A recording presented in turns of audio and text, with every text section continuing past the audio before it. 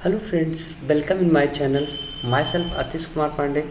Friends, आज मैं आप लोगों को पढ़ाने वाला हूँ नेशनलिज्म इन इंडिया, जो कि क्लास 10th का हिस्ट्री का चैप्टर सेकेंड है। ठीक है फ्रेंड्स, इसमें सबसे पहले हम जानने की कोशिश करेंगे नेशनलिज्म होता क्या है। आप लोग पढ़ेंगे नेशनलिज्म इन इंडिया में नेशनलिज्म का मतलब क्या होता है। तो फ्रेंड्स, नेशनलिज्म का मतलब होता है कि हमारा यूनाइट होना। यूनाइट का मतलब कि चाहे जैसे हम जिस धर्म के, चाहे जैसे धर्म के, जैसे कोई जात पात या धर्म के हों, लेकिन हम लोग किसी एक ऐसी चीज़ पे जिस पे हम लोग, जैसे हम लोग का यूनिक सिंबल है, यूनिक फ्लैग है, जिससे क्या होता है हम लोग यूनाइट हो, जिसके नाम पे हम लोग यूनाइट हो। हम लोग चाहे जिस कास्ट के हो, लेकिन हम लोग इंडियन है। हम लोग का जनगण मन जो है वो सेम है। हम लोग के जो राष्ट्रगान है, जिसको राष्ट्रध्वज भी राष्ट्रगान और राष्ट्रध्वज, ये सारी चीज़ें क्या है, सेम है।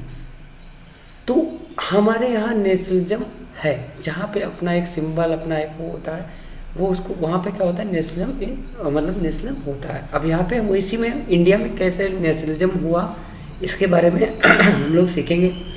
तो सबसे पहले हम बात करेंगे कि हम लोग जैसे सीखेंगे, हम लोग बात करेंगे। सबसे पहले बता दूं कि नेशनलिज्म कब आया, क्यों आया और रीजन क्या था। जैसे हमारी कंट्री, जैसे हम लोग को पता है कि सबसे पहले अंग्रेज यहाँ पर व्यापार करने आए थे जहांगीर के शासन में। उसके बाद व्यापार किए, व्यापार करने के बाद आपको धीरे धीरे उनका लालच बढ़ता गया और उन्होंने क्या किया, हमारे यहाँ जो राजाओं थे उनको अपना प्रोटेक्शन देना शुरू किया।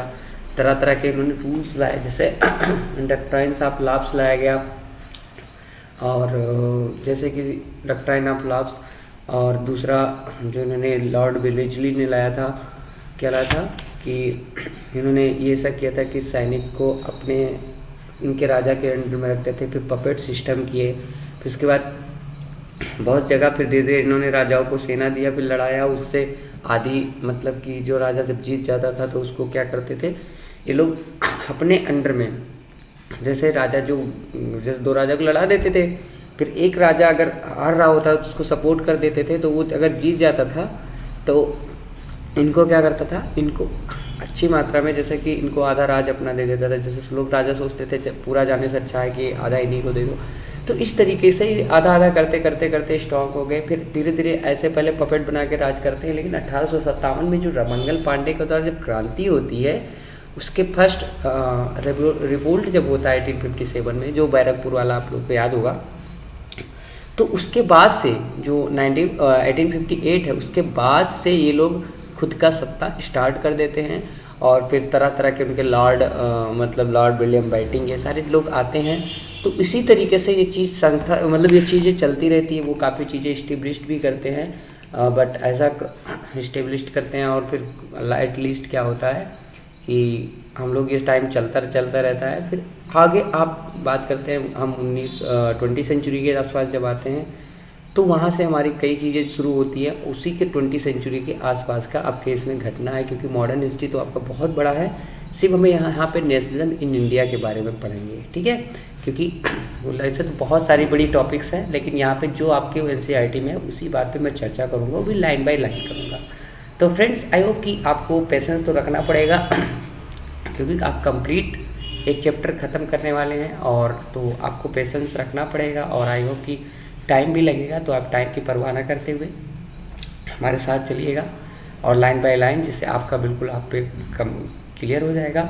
हाँ फ्रेंड्स, और ये जो जगह है आपका, ये जो जगह है आपका, ये जो जगह है, ये स्पेस जो है, आप एक पेंसिल लेके साथ में अगर नोट डाउन करते चलिएगा। ये एनसीईआरटी में इसी का बेनिफिट होता है कि हम लोग अगर पढ़ते हैं तो बगल में इसको नोट डाउन करते हुए चलते हैं, ताकि हम लोग को अलग से नोट बनाने की ज़रूरत नहीं पड़ेगी।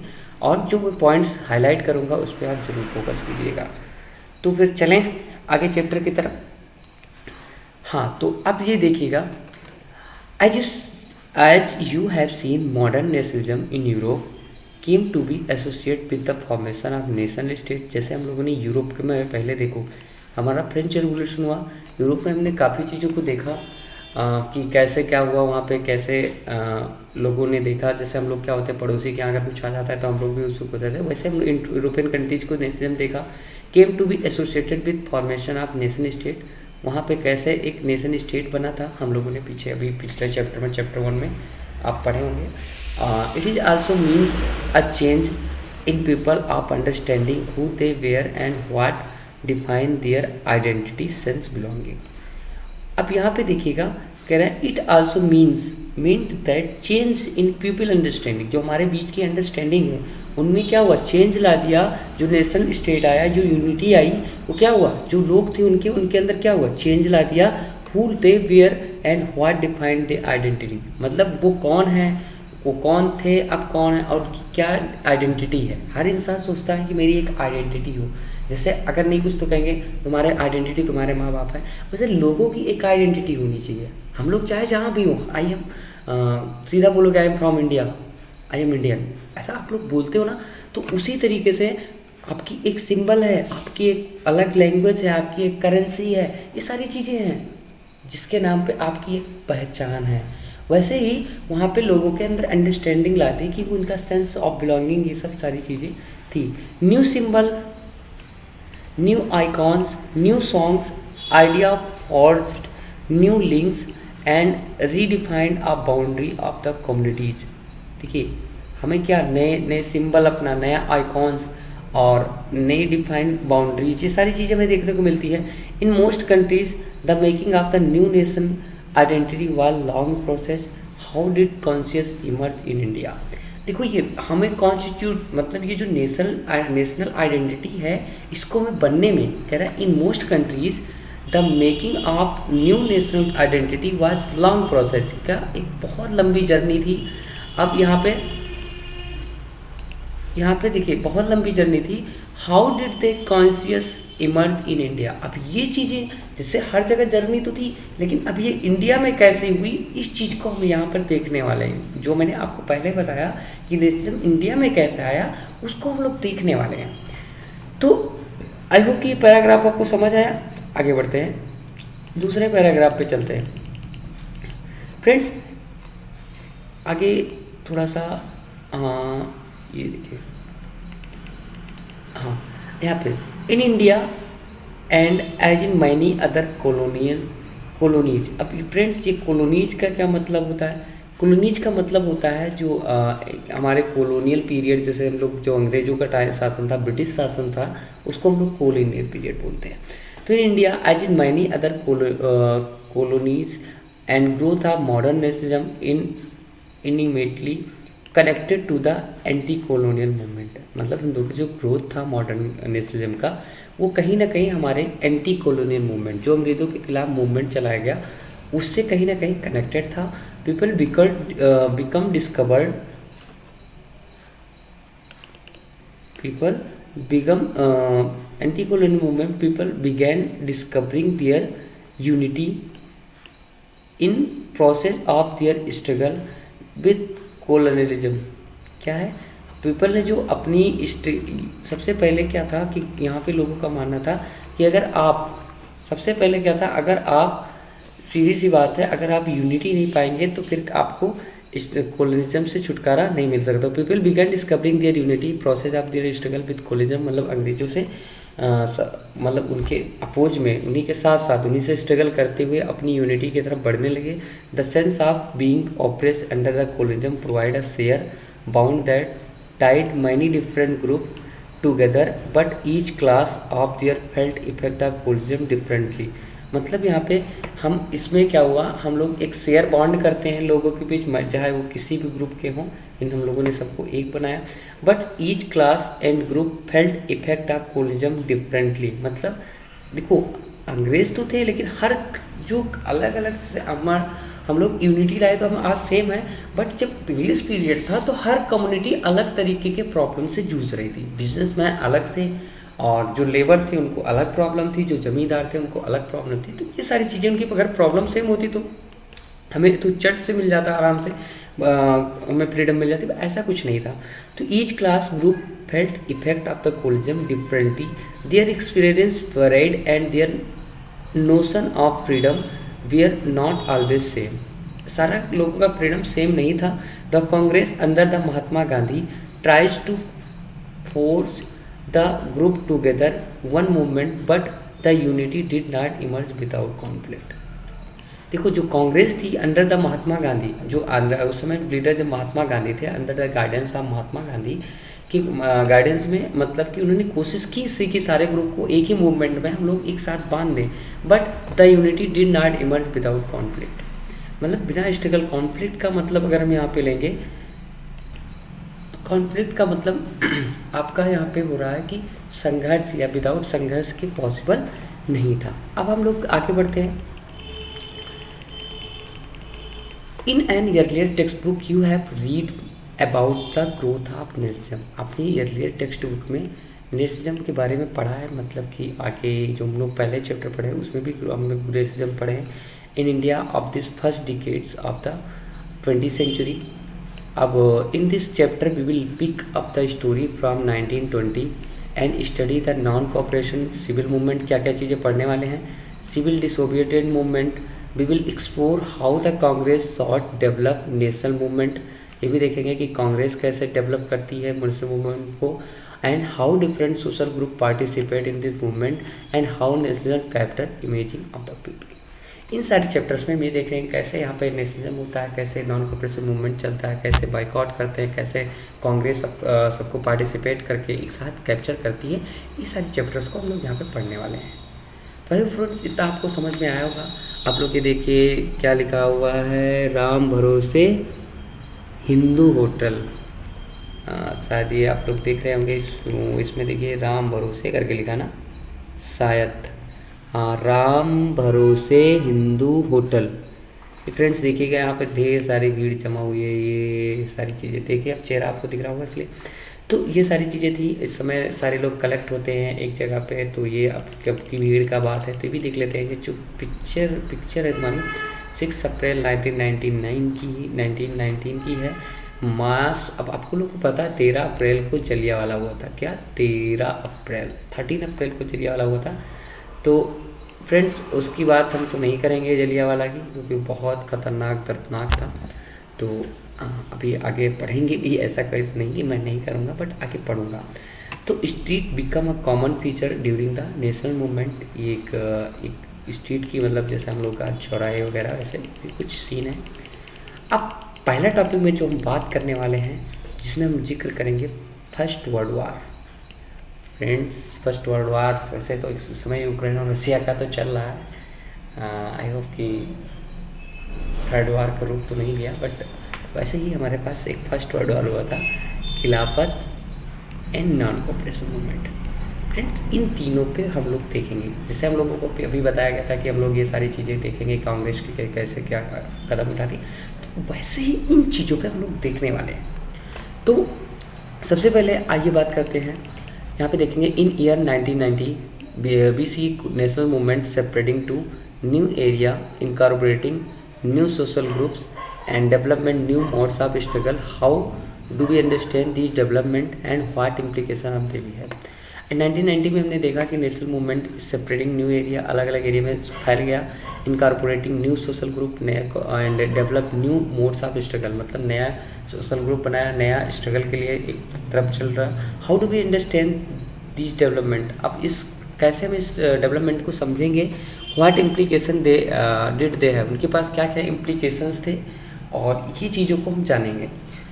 तो कुछ लिखा, first of all want create a new economic and political situation. सब लोग नया और इकोनॉमिक और पॉलिटिकल सिचुएशन क्रिएट करना चाहते थे। तो it led to the huge increase defence expenditure which be finance by the war loans and increase taxes, custom duties and raise income tax introduce, and through that war years princess increased doubling 1930 to 1980। Friends देखिए क्या होता है, सबसे पहले आप लोग देखेंगे कि हमारा जो वर्ल्ड वार का टाइम है, आप लोग वर्ल्ड वार के टाइम में देखेंगे तो 1914 से 1918 के बीच होती है। तो कह रहा है first of all was created, first all the war created new economic and political situation. भाई साहब देखिए, नया इकोनॉमिक और पॉलिटिकल सिचुएशन क्रिएट कर देता है। भाई झगड़ा लड़ाई होगा तो दो ही चीज़ें होंगी ना, एक पैसे से जाओगे और एक पॉलिटिशियन, मतलब राजनीति।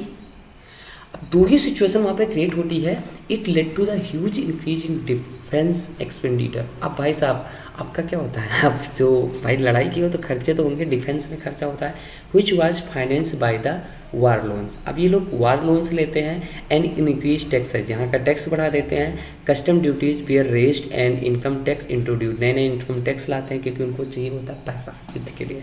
इंग्लैंड वाले भाई, इंग्लैंड वाले उस समय अलाइज पावर और एक और दो पावर्स होते हैं जो आपस में लड़ रहे होते हैं, तो वहाँ पे इंग्लैंड का भी, तो भाई इंग्लैंड हमारे यहाँ शासन कर रहा था, तो हम जैसे कहीं बाहर होते हैं और हमारे घर में प्रॉब्लम होती है तो हम लोग को जाना ही पड़ता था। तो वहाँ पे जब इन्होंने गए और इन्होंने लोगों से कहा, जब वहाँ पे देखा कि यहाँ से लगभग यहाँ के काफ़ी लोगों से ये वादा करके गए थे कि मैं आपको सपोर्ट कर दूंगा, आपको छूट दे, मतलब आपको फ्रीडम दे दूंगा, इस बेस पे यहाँ से लोग, बहुत सारे लोग, लाखों लोगों को यहाँ से रूरल एरिया से लेके गए थे लोग लड़ाने के लिए वहाँ। फिर वहाँ पे जाते होता क्या है कि जब वहाँ पे एक्सपेंडिचर, जैसे मतलब वहाँ पैसे की खर्च लगती रहती है क्योंकि वहाँ पे तो कुछ उगता नहीं है, तो लोग जो अपनी कॉलोनियल कंट्रीज होती हैं जिन पे ये लोग शासन करके रखते हैं वहाँ पे दबाव डालते हैं, जिन जिन चीज़ों की नीड होती है वहाँ से लोगों को कहते हैं कि वो आप भेजो। तो इंडिया में भी ये बात आती है, इंडिया में भी देखिए अब आर्मी वाले सारे कपड़े, शूज, ये सब सारी चीज़ें जो एक नीड है उन चीज़ों को बनाने के लिए काफ़ी सपोर्ट करते हैं। तो उसी में बात किया गया, यहाँ पे टैक्स बढ़ा देते हैं एंड ड्यूटीज़ भी रेज कर देते हैं, इनकम टैक्स इंट्रोड्यूस करते हैं, the war year prices increase हो जाती है और डबल बिगिन 1913 से 1980 के बीच प्राइसेज जो होती हैं डबल हो जाती है।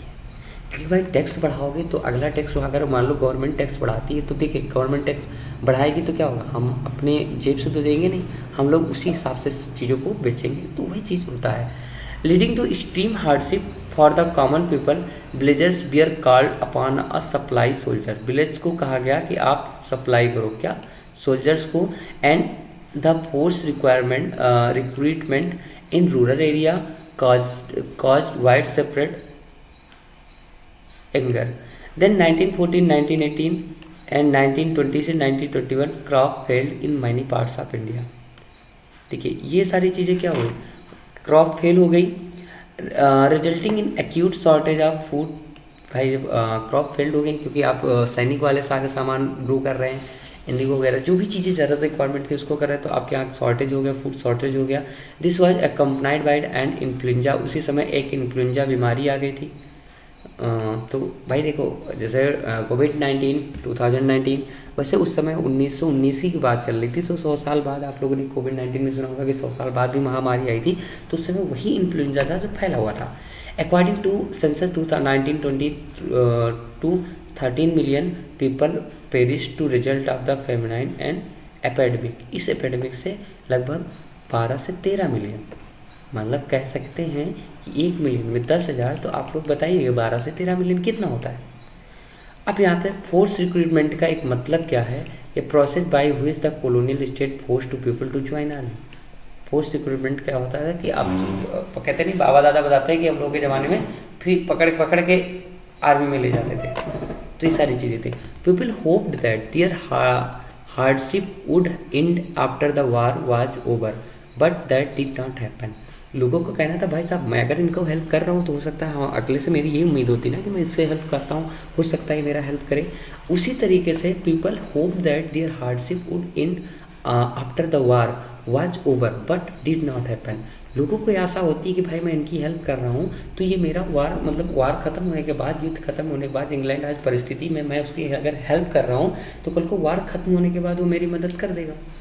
लेकिन नहीं, ऐसा कुछ नहीं होता है। और आज के भी ज़माने में फ्रेंड्स ऐसा कुछ होता नहीं है, क्योंकि आज के ज़माने में अगर आप किसी की मदद करते हैं तो उम्मीद ये रखिए कि मैं इसकी मदद कर रहा हूँ तो मेरी उम्मीद, मतलब मदद तुम्हारी होगी लेकिन वो व्यक्ति नहीं करेगा जिसकी हम मदद किए थे, ये ध्यान रखना। तो friends, people hope that their hardship would end after the war was over but did not happen, but ऐसा कुछ नहीं होता है। In this stage a new leader appeared and suggested a new modes of struggle. मतलब नया leader आता है और नया स्ट्रगल का एक मोड क्रिएट कर देता है, ये सिचुएशन हुआ।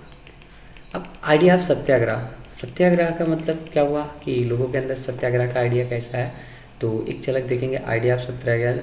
तो आप लोग को पहले मैं गांधी जी के बारे में बता दूं। गांधी जी पोरबंदर के हाँ, पोरबंदर में 1969 1869 में पैदा हुए थे। इनके माता जी का नाम शायद राजपूत के दीवान थे इनके, और शायद माता जी का नाम ध्यान नहीं आ रहा मुझे, बट तो इनका क्या होता है, ये पहले साउथ अफ्रीका में पले बड़े होते हैं, मतलब यहाँ पे पढ़ाई लिखाई साउथ अफ्रीका में किए होते हैं, पढ़ते होते थे हाँ गुजरात प्रांत में।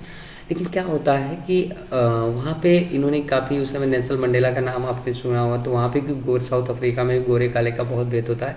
तो ये काफ़ी वहाँ पे स्ट्रगल करते हैं, काफ़ी इन्होंने आवाज़ उठाते हैं और काफ़ी मूवमेंट इनका सक्सेस होता है।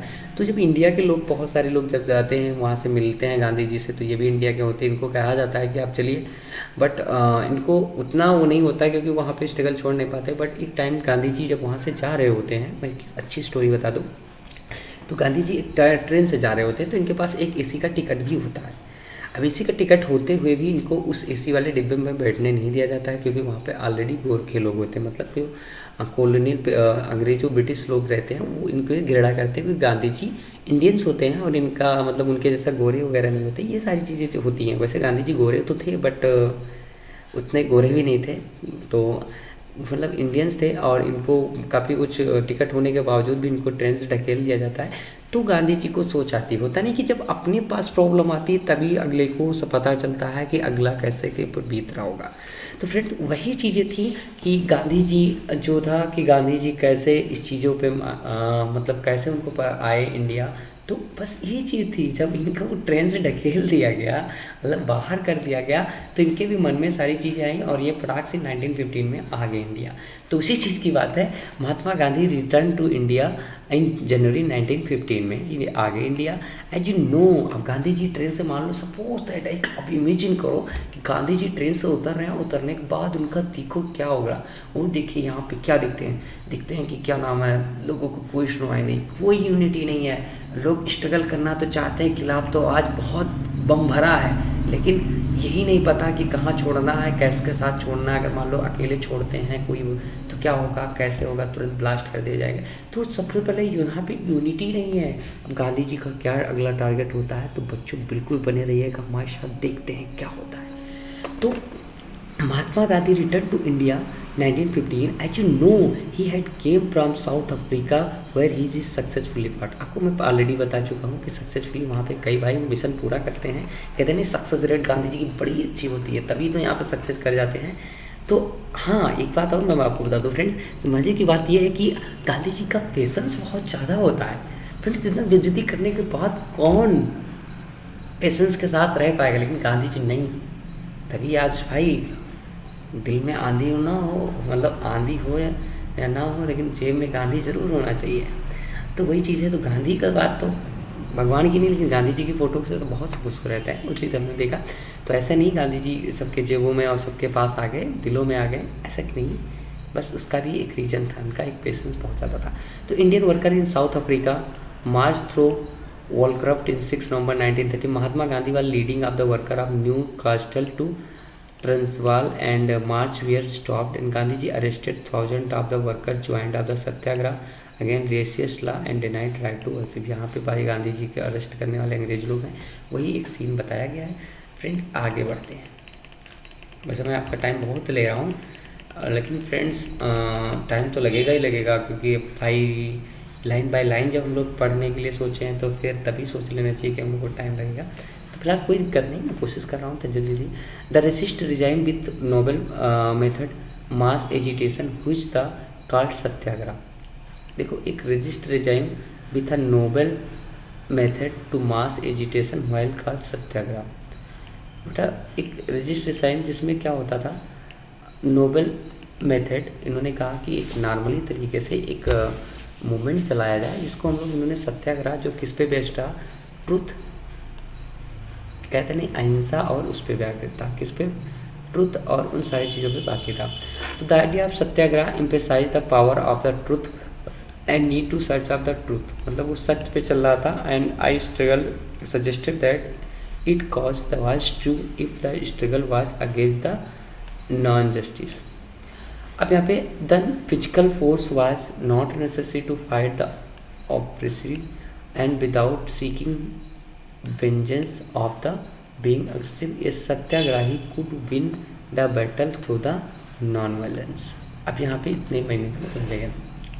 तो idea of satyagraha emphasise power of the truth, मतलब आपके सत्य की पावर दिखाना। Need of the search of truth, ये लोग ट्रूथ की सर्च में इनकी बहुत ज़्यादा ज़रूरत थी। इनका मानना था कि सत्य के राह पे हमें सक्सेस मिल जाएगा। तो it struggle that it cause was to, ये भी मतलब सक्सेस भी हुआ। Struggle was against the injustice, the physical force was not resist. इनका मानना था कि अगर हमारा इनजस्टिस के खिलाफ अगर हम बेईमान की तरीके से करेंगे तो हम एक हिसाब से सक्सेस नहीं होंगे। यही चीज़ें गांधी जी का भी मानना था। And without seeking vigilance of the aggressive, satyagrahi could win the battle through the non violence. हाँ, सत्याग्रही वो जो नॉन वायलेंस, बिना किसी नुकसान के, बिना किसी उसके, ये लोग आसानी से जीत सकते हैं। गांधी जी का पहले मानना था, क्योंकि ऑलरेडी वो साउथ अफ्रीका में कर चुके थे। This could be done by appealing to conscience of the oppressive people, including oppressors, had to pursue the see the truth and instead of being forced to accept truth। इनका मतलब था आप सत्य की राह पे चलो और सत्य को एक्सेप्ट करो। Use of violence by this struggle truth was bound of ultimately triumph. अब Mahatma Gandhi believe that dharma of non violence could unite all Indian. Gandhi ji का मेन मकसद था फ्रेंड्स कि पूरे उसको यूनाइट करना। तो इन्होंने कहा जब तक धर्म के नाम पे, मतलब हम लोग धर्म से के तरीके से नॉन वायलेंस होके नहीं चलेंगे, हम लोग एक शांत होके नहीं चलेंगे, तब तक लोगों को क्या होगा, हम पे भरोसा नहीं होगा और हम यूनिटी नहीं कर पाएंगे। ये गांधी जी का मानना था, क्योंकि गांधी जी नॉन वायलेंस चाहते थे। अब आगे बात करेंगे, गांधी सक्सेसफुली ऑर्गेनाइज सत्याग्रह। ये satyagraha movement in various places 1970। Satyagraha कैसे 1970 में वो चंपारण बिहार जाते हैं to inspire the peasant struggle against. किसको इंस्पायर करते हैं? पीजेंट को। किसके अगेंस्ट? Oppressive plantation system. ये ध्यान रखना। 1960 में सबसे पहले चंपारण चूँकि बिहार में जाते हैं और वहाँ पर ऑपरेसिव प्लांट सिस्टम करते हैं। देन 1916 ही organise a satyagraha to supports to peasants to Kheda district. फिर सत्याग्रह के लिए खेड़ा की डिस्ट्रिक्ट जो गुजरात में है, affected by crop failure and plague epidemic, जहाँ पे वो लोग क्रॉप फेलियर और एपेडमिक से जूझ रहे होते हैं। एंड नॉट पे रेवेन्यू। अब उसको भाई जब उनके यहाँ पैदावार नहीं हुई तो रेवेन्यू नहीं दे पा रहे थे, तो उन सारी चीज़ों पे वहाँ पे भी जाके उनसे मिलते हैं। And they we are demanding that revenue collection be relaxed. And 1918 Mahatma Gandhi went to Ahmedabad. 1818 में क्या जाना चाहते हैं? Ahmedabad. And organise a satyagraha movement cotton. मतलब आगे जाते हैं 1980 में कॉटन मिल वर्कर के खिलाफ क्या करते हैं? एक सत्याग्रह ही छेड़ देते हैं। हाँ तो फ्रेंड्स, हम लोगों ने ये सारी चीज़ें देख ली। अब हम आगे बात करेंगे। अभी हम लोगों ने एक बार फिर से रिवाइज कर लेते हैं आइडिया ऑफ सत्याग्रह में। हम देखते हैं 1915 में गांधी जी आते हैं और वो एक सत्याग्रह मतलब सत्य अहिंसा के धर्म पे जो चल सकता है वैसा एक स्ट्रगल करना चाहते हैं। उनका मानना होता है कि नॉन वायलेंस से ही सब कुछ मिलता है, जिसमें हम लोगों ने सारी चीज़ें पढ़ी।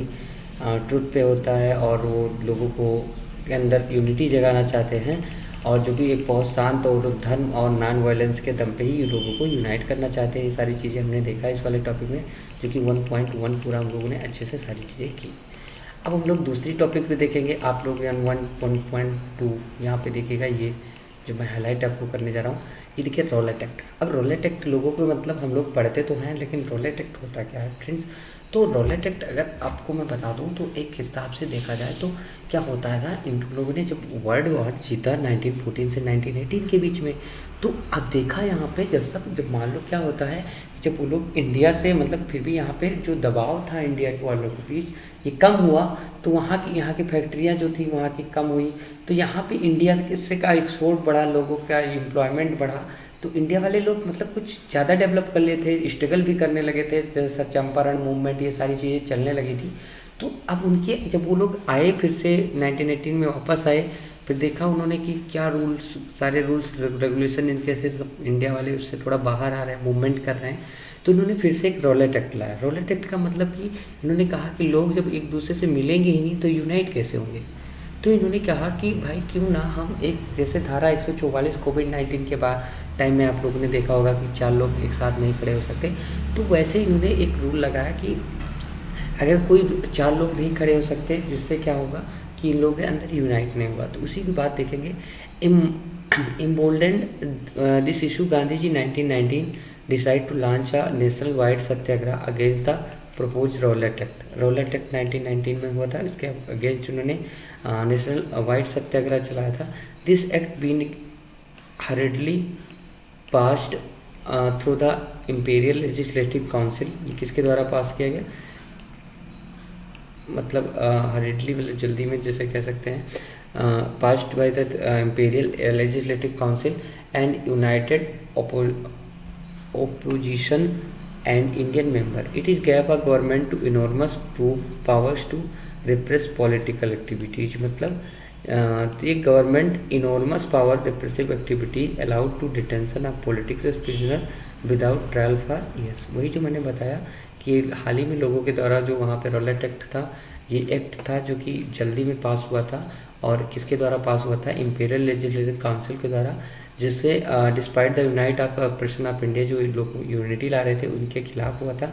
और इनका मतलब था कि कोई भी मतलब इनके पास, गवर्नमेंट के पास एक इनॉर्मस पावर, ये देखेंगे आप, इनॉर्मस पावर टू था कि रिप्रेस किसी भी पॉलिटिकल एक्टिविटिस्ट को वो कभी भी जेल में डाल सकते थे। And prisons without the trial of 2 years। Mahatma Gandhi wanted non violence civil disobedient movement against the such unjust law which start in हड़ताल। अब क्या हुआ, अब एक जो इनके सिविल डिसोबीडियंट मूवमेंट चलाना चाहते थे, उस एक हड़ताल से शुरू हुआ। हड़ताल का मतलब समझते हैं, रैलीज भी ऑर्गेनाइज, रैली बनाई जाती है। Various cities and workers went to strike of railway workshop and shops close. ये सारी चीज़ें, एक माहौल बनने लगता है। Alarm by the population officers scared and line of communism such as railway and telegraph would be disturbed. मतलब ये सारी चीज़ें जैसे आज हम लोग कभी भी वो करते हैं तो रेलवे को ये सब लोग देते हैं, वैसे उसी समय भी हड़ताल हुआ। तो ब्रिटिश एडमिनिस्ट्रेशन, मतलब रॉलेट एक्ट के खिलाफ इन्होंने हड़ताल किया। British administration decided to claim down nationalist and local leaders were picked up from the Amritsar. वहाँ के लोकल लीडर थे, वहाँ को अमृतसर से उठा लिया गया। Mahatma Gandhi was barred from entering Delhi and in 10 April police of the Amritsar fired upon the peaceful procession, provoking widespread attack on the bank post office and railway stations। मतलब जो 10 अप्रैल में जो अमृतसर में जो फायर्ड अपॉन पीसफुल एक प्रोसेसन पर हमला कर देती है, attack on bank, post office and railway stations. Martial law was imposed and General Dyer to command and 13 April in famous Jallianwala Bagh incident took place on that day. Large crowd gathered in closed ground of Jallianwala Bagh. अब main बात करते हैं Jallianwala Bagh matter होता क्या है, बस ये चीज़ें समझिए कि गांधी जी यहाँ पे देखिए एनसीईआरटी में आपको घुमाया गया है। तो यहाँ से देखिए कि claim down national down local leaders were picked up from the Amritsar and Mahatma Gandhi was barred from entering Delhi. ठीक है, on 10 October police in Amritsar fired upon peaceful procession. अब वही 10 अप्रैल को फायर्ड करता है, जो कि कहाँ पे, पीसफुल प्रोसेसन प्रोक जहाँ करते हैं, attack on banks, post office, railway station, ये सारी चीज़ों पे। तो पब्लिक क्या होती है वहाँ पे, लोकल पुलिस फायर कर देती है। मार्टियल लॉ बनता है एंड जनरल डायर उसको मार्टियल लॉ को क्या करते हैं, हैंड ओवर करते हैं। उसका लीडर कौन होता है, जनरल डायर। तो 13 अप्रैल को एक फेमस जलियांवाला बाग इंसिडेंट उसी में होता है, जो कि that day large crowd gathered in close ground Jallianwala Bagh. Jallianwala Bagh एक जगह थी। Some came protest against the government. कुछ वहाँ पे मेले में जो होता वहाँ पे आए थे, तो कुछ तो प्रोटेस्ट के लिए आए थे, government repression major and other had came to attend annual Baisakhi fair. बहुत सारे जो बैसाखी फेयर था, मेला देखने आए थे, ये सारी चीज़ें हुई। तो being from outside the city many village were unaware to martial law. मतलब बहुत सारे लोग विलेज जो थे मार्टियल लॉ से अनवेयर थे। जो मार्टियल लॉ होता है, रॉलेट एक्ट तो किसी को प्रिजन में डाल सकते थे, लेकिन जो मार्टियल लॉ था, मैं आपको एक पॉइंट बताना भूल गया था कि जो मार्टियल लॉ बना था, इसके अकॉर्डिंग किसी को पता नहीं था कि मार्टियल लॉ लग चुका है। जैसे किसी को पता नहीं, धारा 144 लग जाता है। तो अब यहाँ पे एनुअल बैसाखी मेला, यहाँ पे देखते हैं, from outside city many villages unaware of martial law they had been imposed Dyer entered the area blocked exit points, Dyer General Dyer entered करता है एरिया में, एग्जिट पॉइंट को ब्लॉक करता है, and open fire on the ground killing 100 his object and declared later was a produce an moral effect to create in this mind satyagraha is feeling of the terror। अभी मतलब क्या होता है कि एक जो सत्याग्रह था एक भयानक दर्दनाक मौत का रूप ले लिया। As the news of Jallianwala separate crowd to का states in many north Indian towns, मतलब एक चारों तरफ फैल गई और बहुत सारे लोग स्ट्रेस में हो गए north Indian town. There were strike clash with the police, attack होने लगे, एंड गवर्नमेंट बिल्डिंग्स पर सारे लोग अटैक होने लगे, बहुत गुस्सा हो गए। The government respond with the brutal repression और humiliate terrorist people. Satyagraha were forced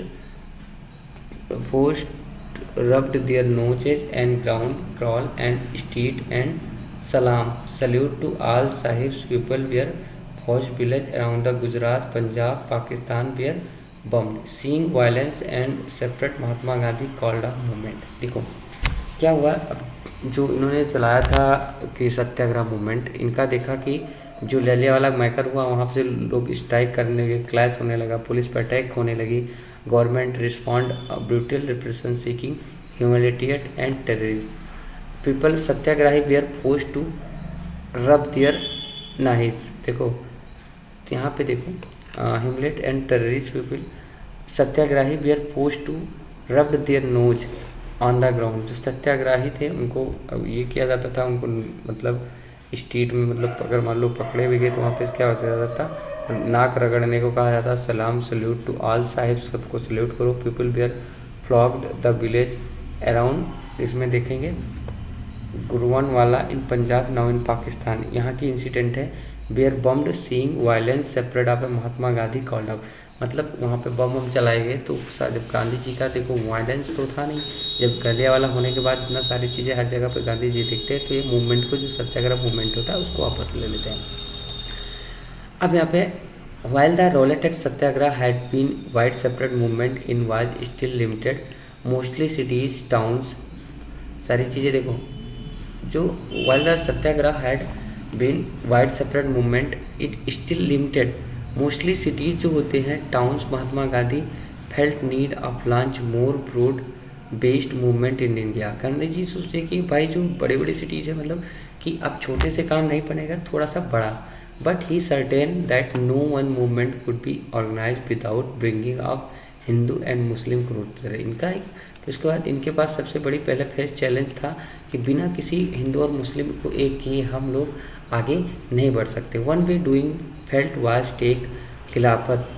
अब सबसे पहले कहा कि सबसे पहले हमें खिलाफत मूवमेंट चलाना पड़ेगा। जैसे खिलाफत मूवमेंट मतलब सब लोग जैसे आप लोग हम लोग बाइकआउट करते हैं वैसे ही खिलाफत मूवमेंट इन्होंने इसलिए चलाया ताकि क्या नाम है सबको मतलब हिंदू और मुस्लिम को यूनाइट कर सकें।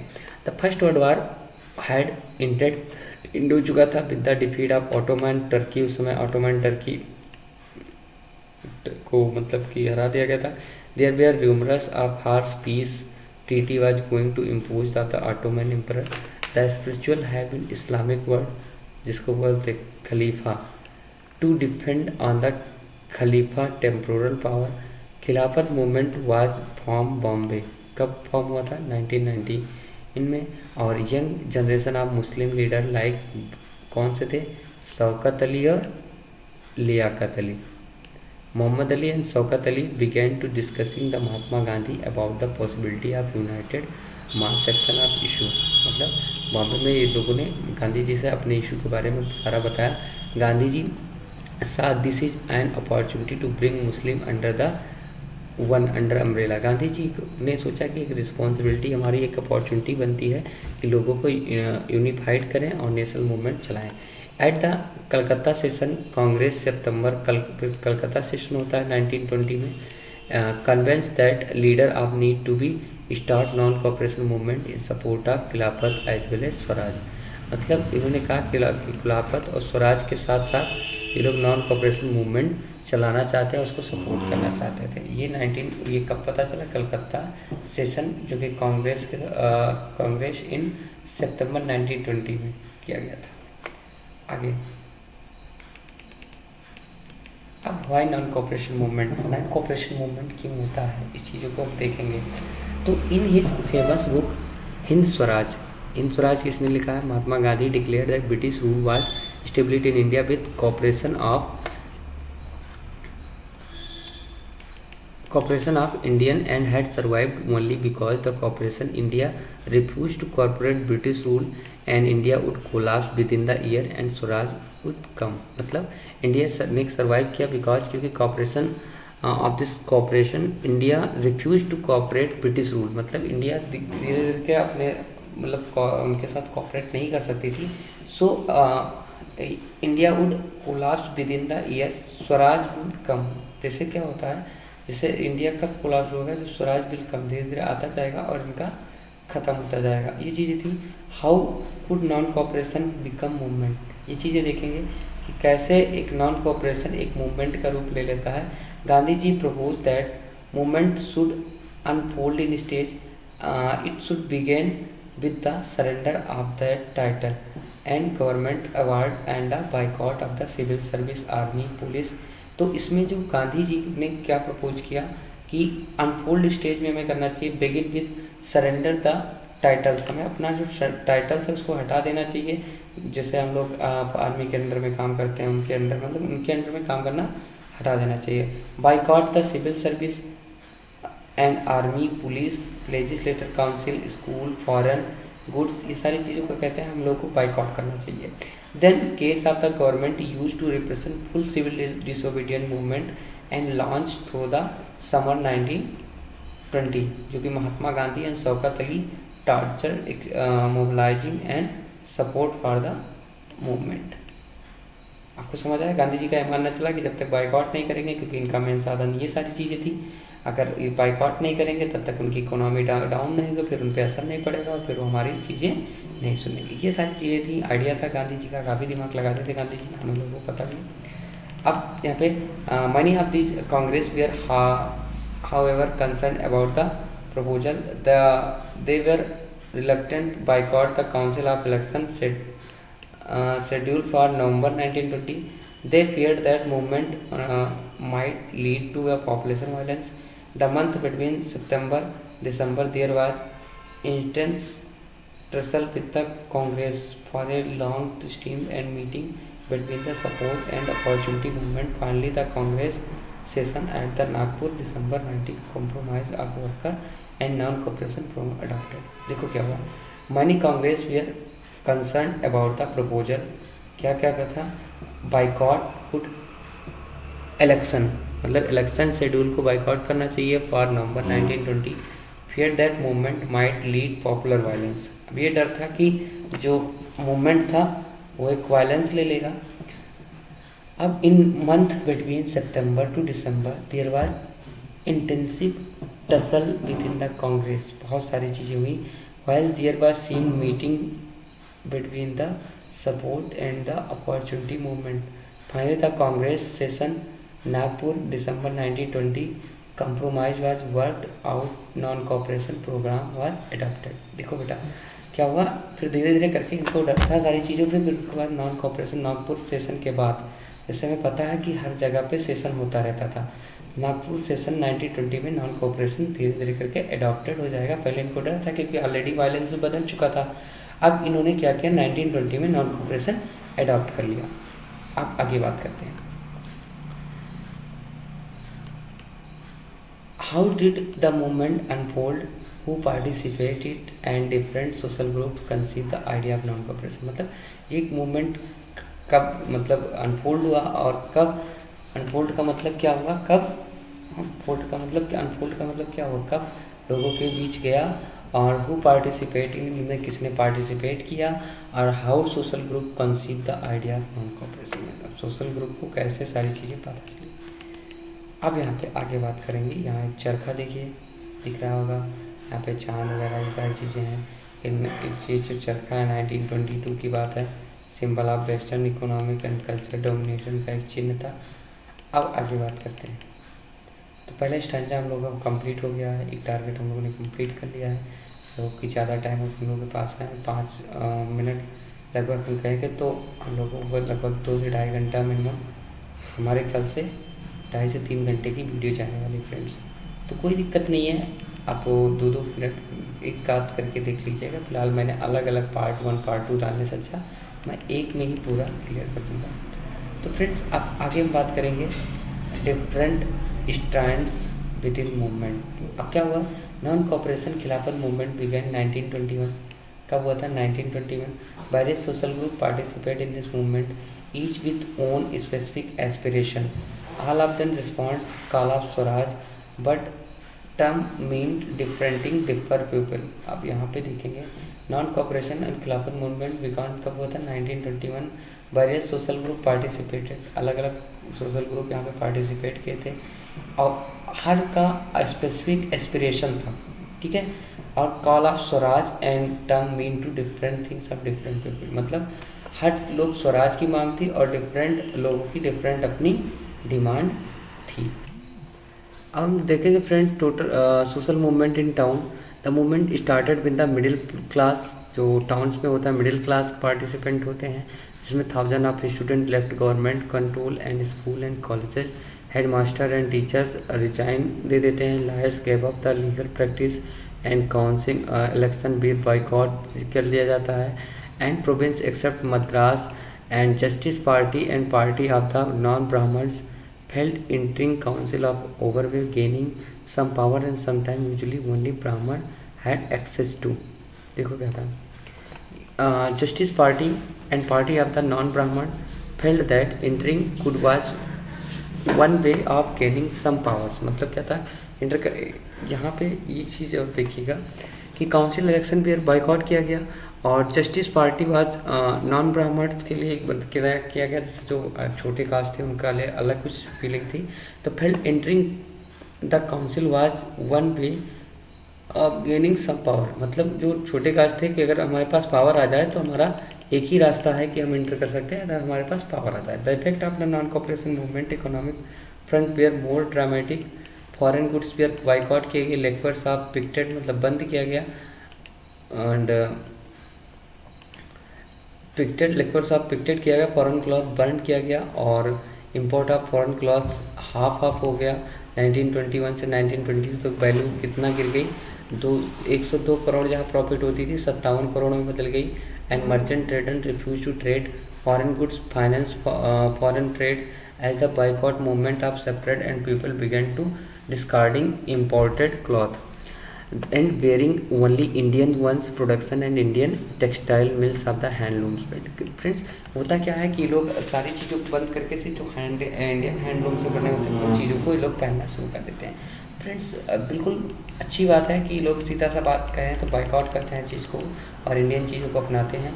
But the movement of the cities gradually slow down variety of reason. सबसे पहले मूवमेंट क्यों वहाँ शुरू होता है अगर पूछा जाता है तो आप लोग को देखो खादी लोग ज़्यादा एक्सपेंसिव होते हैं, जो लोगों के लिए खरीद पाना मुश्किल हो जाता है, poor people could not afford कर पाते हैं।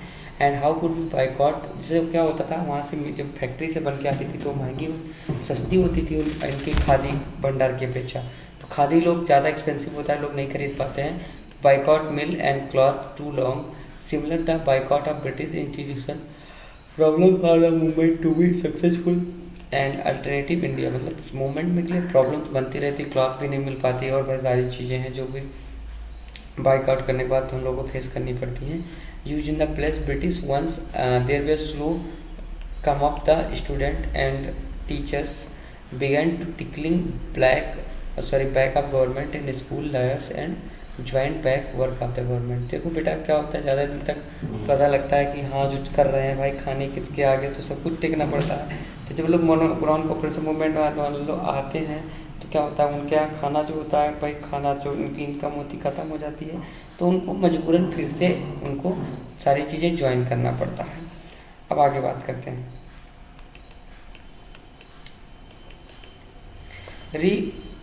rebellion in countryside. From the crisis, non-cooperative movement separate to the countryside. A new world and struggle peasant and tribe which were developing different parts of the India and years after the wars। अब मतलब हर जगह पे लोग अलग अलग लोग थे movement चलाने के लिए, देखते कौन कहाँ पे था। तो सबसे पहले बात करेंगे अवध की। अवध की बात करेंगे तो फ्रेंड अवध में peasants were led by the Baba Ramchandra के द्वारा किया गया, जो एक सन्यासी थे। Who earliest and Fiji incident in labourers and movement was against talukdar, किनके खिलाफ था? मतलब लेबर्स के फेयर में किया, और इन्होंने तालुकदार और landlords who demanded from peasant exorbitantly high rents, मतलब जो डिमांड करते थे हाई रेंट्स और उनसे बेगार वगैरह कराते थे, इन चीज़ों के खिलाफ वो आवाज़ उठाते हैं। ठीक है। And formed without any payment, and tenants they had to no security tenure and being regularly evicted, so they could acquire no right to over the leased land। मतलब वो लोग जो लैंड लीज पे देते थे उसका कोई राइट्स नहीं देते थे, कभी भी वो छीन सकते थे हर चीज़।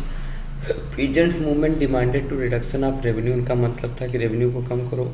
Abolish of begar, social boycott, oppressive landlords, मतलब जो बेगार था वो करना नहीं चाहते। बेगार का मतलब होता है बिना पैसे के काम कराना।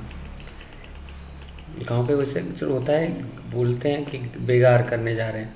तो social boycott, oppressive landlords in many places, नाई धोबी बांध जो होते थे organise by the panchayat to deprive landlords and landlords of the service and barber and washerman, ये सारे लोग मूवमेंट करके रखे थे। 1920 Jawaharlal Nehru began going to around the village of Awadh, talking to the villagers and trying to understand their grievance.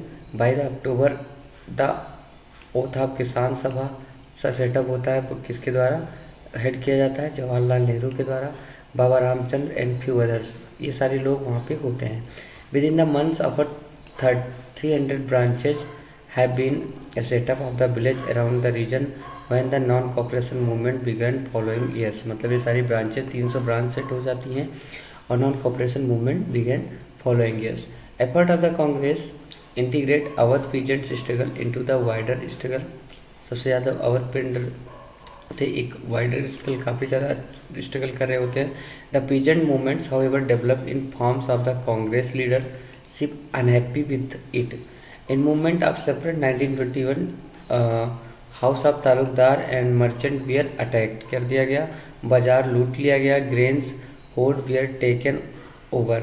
In many places local leaders told peasants that Gandhi ji had declared the no tax, मतलब बहुत लोग इसमें और भी अफवाह फैला देते हैं। उसी समय जब सारी चीज़ें चलती हैं तो सब लोग कहते हैं गांधी जी ने कहा है कि किसी को कोई टैक्स नहीं देना चाहिए।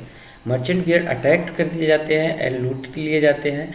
और in many places local leaders जो होते हैं वो उनको बताया जाता है, टोल्ड पीजेंट्स लीडर्स जो पेजेंट्स को बताते हैं कि Gandhi ji had declared that no tax were to be paid, land was to be redistributed among the poor.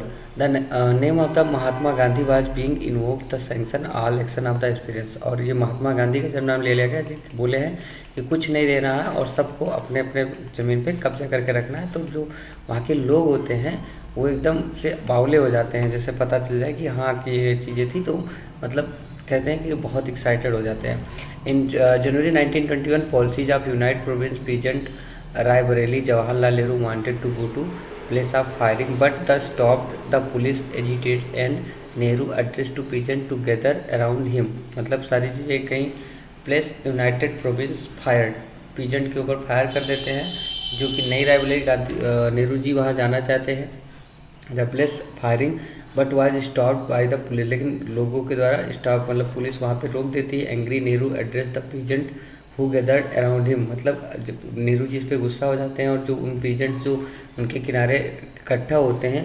How we later describe meeting, अब इसमें they behave a brave man, वो एक brave man की तरह बिहेव करते हैं।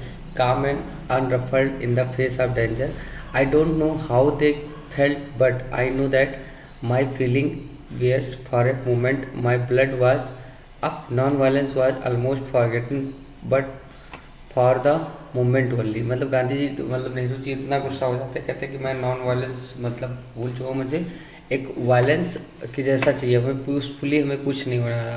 अब इसमें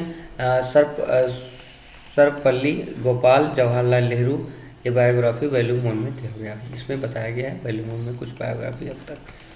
Tribal peasant interpreted and message of the Mahatma Gandhi and idea of Swaraj another way. Gooden Hills, Andhra Pradesh, for instance, militant guerrilla movement separated in 1920. उस समय गुरिल्ला मूवमेंट चलता from the struggle that Congress could approve there with another foreign forest region. Colonial government had close large forest area and preventing people from entering forest bridge. ये सारी चीज़ें इन्होंने निकलाई थी. कुछ लोग तो इससे गुस्सा थे, जो कि कहाँ पे गोरिल्ला मूवमेंट क्यों चलाया गया. तो आप लोग बताओ कि 1920 में एक स्ट्रगल होता है, कांग्रेस अप्रूव करता है, जिसमें फॉरेस्ट रीजन में कॉलोनियल गवर्नमेंट जो होती है लोगों को जाने नहीं देती. किसके लिए कि forest regional government close to large forest area preventing people from entering forest graze and cattle rearing के लिए. कलेक्ट द फ्यूल लूट, इन सारी चीज़ों को जंगल से मिलता था और अंग्रेज लोग उनको जाने नहीं देते थे.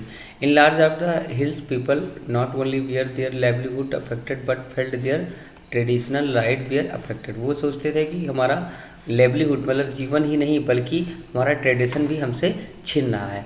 When the government began to forcing them to contribute begar to road building, जब वो गवर्नमेंट उनसे फोर्स करती है कि आप रोड बिल्डिंग में बेगार कीजिए, द हिल्स पीपल रिवोल्टेड, जो हिल्स के पीपल थे वो रिवोल्ट कर देते हैं. The person who came to lead them was interesting figure Alluri Sitaraman Raju. Claimed that he had a variety of special power, कहते हैं हमारे पास बहुत सारे स्पेशल पावर थे. He could make correct astrological prediction and heal people and he could survive even bullet shot and captivated by Raju rebel proclaimed their. मतलब यहाँ पे जो ये सारी चीज़ें की थी उसकी किसके द्वारा की जाती, सीताराम राजू के द्वारा. Raju talk to greatness of Mahatma Gandhi said was inspired by the non cooperation. वो महात्मा गांधी के द्वारा मतलब इंस्पायर्ड होते हैं नॉन कॉपरेशन से. And persuaded people to wear khadi, सबको कहते हैं खादी आप पहनिए. Give up drinking but at the same time asset to Indian could be literate. मतलब एक इनका मतलब ये था हम छोड़ दे पढ़ा खाना पीना तो छोड़ दो, लेकिन क्या नाम पहले बच्चों को एक टाइम पढ़ाओ. Could be liberated only use of force non violence and Gudem rebel. एक और रेबल था Gudem rebels attack police station attempt kill British official and carried on the guerrilla warfare for achieving Swaraj.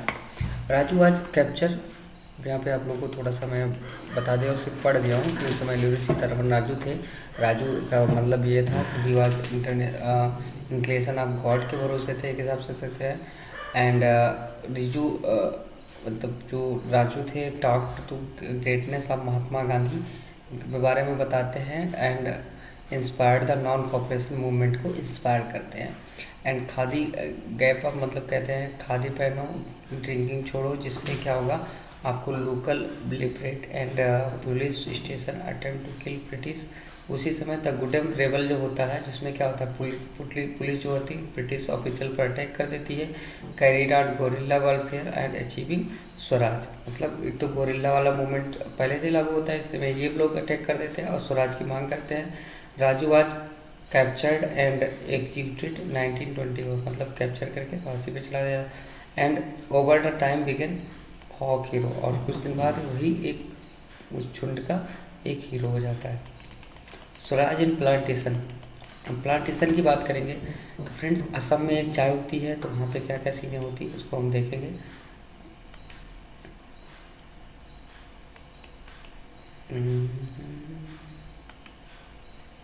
थोड़ा सा Swaraj in plantation. Workers too had own under trading Mahatma Gandhi and nation of Swaraj for plantation workers. Assam freedom mean that right to move. Assam में freedom था and conflict space with the enclose and mean retaining link with the village from they had to come under the inland emigration 1940. ये याद रखना क्या था. Plantation of worker we are not permitted to leave tea garden, मतलब एक act बनाए थे जिसके कारण नहीं लीव गार्डन नहीं जब से बाहर नहीं जा पाते थे. In the factory of were rarely given to such as permission, बहुत रेयरली परमिशन दिया जाता था. When they heard of the non cooperation movement thousand of worker deflect authority. भाई वो एक तरीके से जो असम में रहते थे वो बॉन्डेज में थे, लेकिन वो जब नॉन कॉपरेशन को सुनते हैं तो वहाँ से काम छोड़ के भागते हैं। They believe that Gandhi ji was coming in every one would be given land to their own. मतलब कहते थे कि गांधी जी आ गए तो सबको एक लैंड देंगे। और हाउएवर क्या था, हाँ, never reach their continuation and standard of their railway and steamer strike were caused by the police and brutally beaten up. मतलब बहुत सारी चीज़ें को पुलिस ने पकड़ लिया, ब्रूटली क्या किया, बहुत पीटा,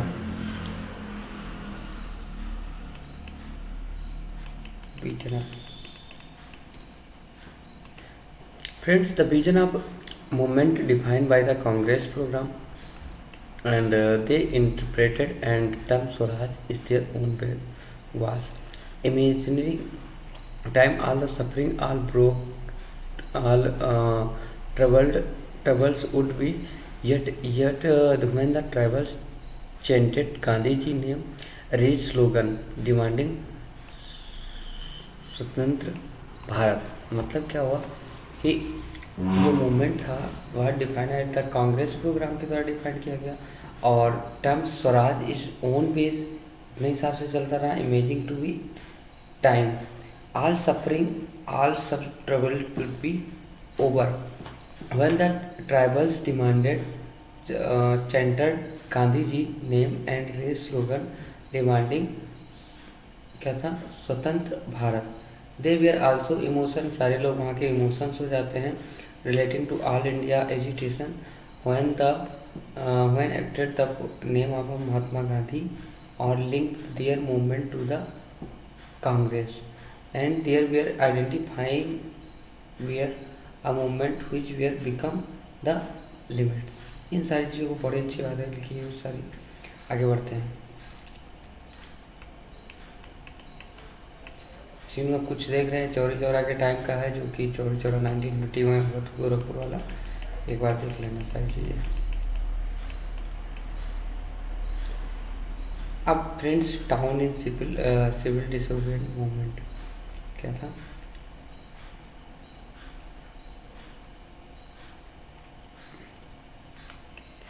फ्रेंड्स, अब बात करके सिविल डिसोबीडिएंट मूवमेंट की, जो कि हम लोग तीसरा पार्ट में पहुंच चुके हैं।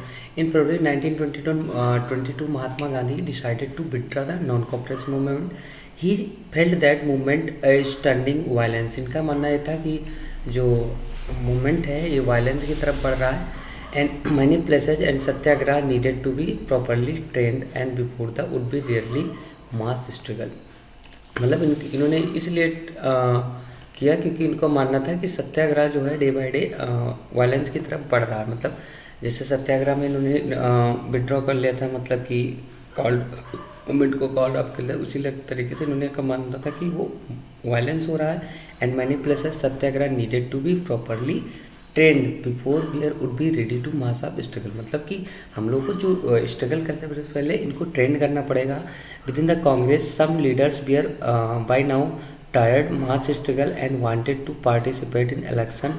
बहुत सारे लोग मतलब बहुत स्ट्रगल करते हुए थक भी चुके थे और इलेक्शन में पार्टिसिपेट करना चाहते थे।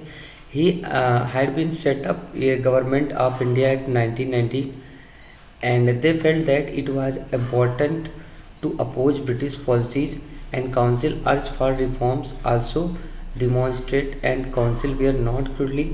CR दास और मोतीलाल नेहरू उसी समय स्वराज पार्टी को फॉर्म करते हैं, जो कि and urge to Congress to return to council policy. और कांग्रेस से क्या अर्ज करते हैं कि काउंसिल पॉलिसी की तरफ आप रिटर्न हो। आगे बात करते हैं। बट जो उस समय दो लीडर होते हैं, जवाहरलाल नेहरू जो एंगल लीडर में आते हैं और Subhas Chandra Bose, pressed for more radical mass and agitation of the full independent. मतलब वो लोग फुल इंडिपेंडेंट की से लोग कुछ समझौता भी करने वाले थे, लेकिन उसमें जो जवाहरलाल नेहरू और सुभाष चंद्र बोस जी होते हैं ये फुल इंडिपेंडेंट चाहते हैं, मतलब पूर्ण स्वतंत्र चाहते हैं। ये लोग पहले से कुछ सोचते हैं कि चेंजेस कर लें और थोड़ा सा रिलैक्स मिल जाए, बट ये दोनों नहीं मानते हैं। जवाहरलाल नेहरू जी होते हैं और Subhas Chandra Bose ji. Pass the more radical masses and agitation for the full independence in such situation internal debate of the decisions. Two factors again the shaped Indian politics toward the 1920. The first was effect of the worldwide economics depression. Agriculture prices began fall. Agriculture prices fall हो जाते हैं 1920. Collapse after 1930. The demand of agriculture goods export decline. ये सारी चीज़ें बहुत कम हो जाती है, डिक्लाइन हो जाती है, क्योंकि सारे लोग मूवमेंट में ही बिजी रहते हैं। Difficult to sell their harvest and pay their revenue. By 1930 the countryside was turmoil. मतलब पूरे तरीके से एक हिसाब से कहें, टर्मोइल का मतलब अगर हम लें तो टर्मोइल की अगर बात करते हैं तो टर्मोइल का मतलब शोरगुल, या देखें तो थोड़ा सा अनिश्चितता जो होती है वो सारी चीज़ें होती हैं. Against this background new Tory government in Britain constitute stationary एक साइमन कमीशन लाती है, किसके अंडर में आता है, टोरी गवर्नमेंट एक साइमन कमीशन लाती है जो सर साइमन जॉन के अंदर आता है. Setup a response of nationalist movement and common was look into the function of the constitution मतलब एंड सिस्टम इन इंडिया. मतलब एक सेटअप करना चाहते थे, एक national movement commission was looking into the एक मूवमेंट कमीशन सेट करना चाहते हैं जो कि क्या काम करेगा, इंडिया में सारे काम को देखेगा कॉन्स्टिट्यूशन के बारे में. And India and suggest to changes and the problem was the commission did not have single Indian member, they were all British. But बेटा जो हुआ है कि जो यहाँ पे कॉन्स्टिट्यूशन फॉर्म हो रहा था उसमें इंडियन का कोई रोल नहीं था, सारे लोग जो उनके मेंबर्स थे वो ब्रिटिश को थे. तो इन लोगों को अपोज करना इन्होंने उचित समझा.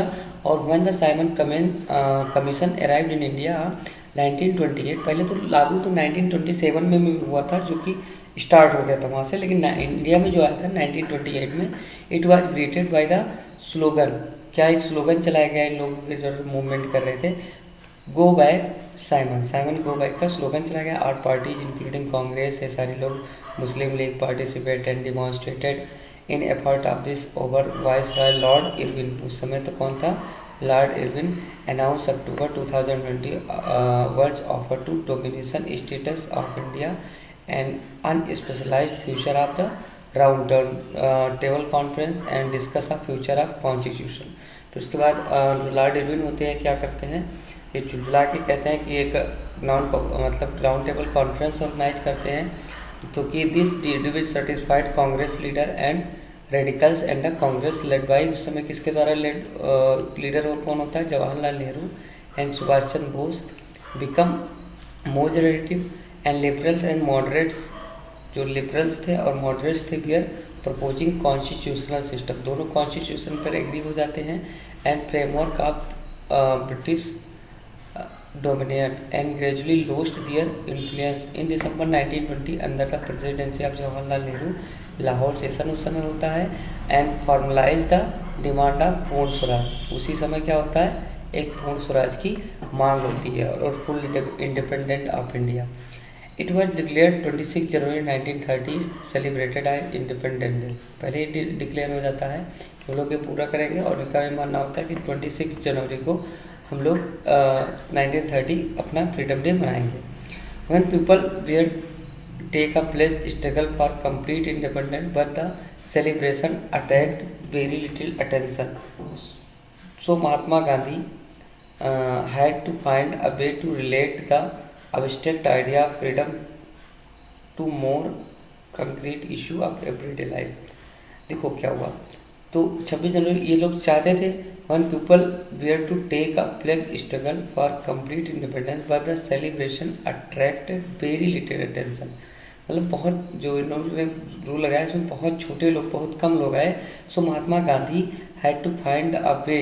महात्मा गांधी को एक ऐसा रास्ता चाहिए था जो कि freedom to more concrete issue of everyday life, मतलब सबके जीवन में एक फ्रीडम होना एक वो बन जाए. कहते हैं नहीं कि हमारे लिए जब कोई चीज़ बहुत इंपॉर्टेंट हो जाती है तो वैसे ही कुछ रूल चाहते थे गांधी जी कि सबके लिए फ्रीडम इंपॉर्टेंट हो जाएगी.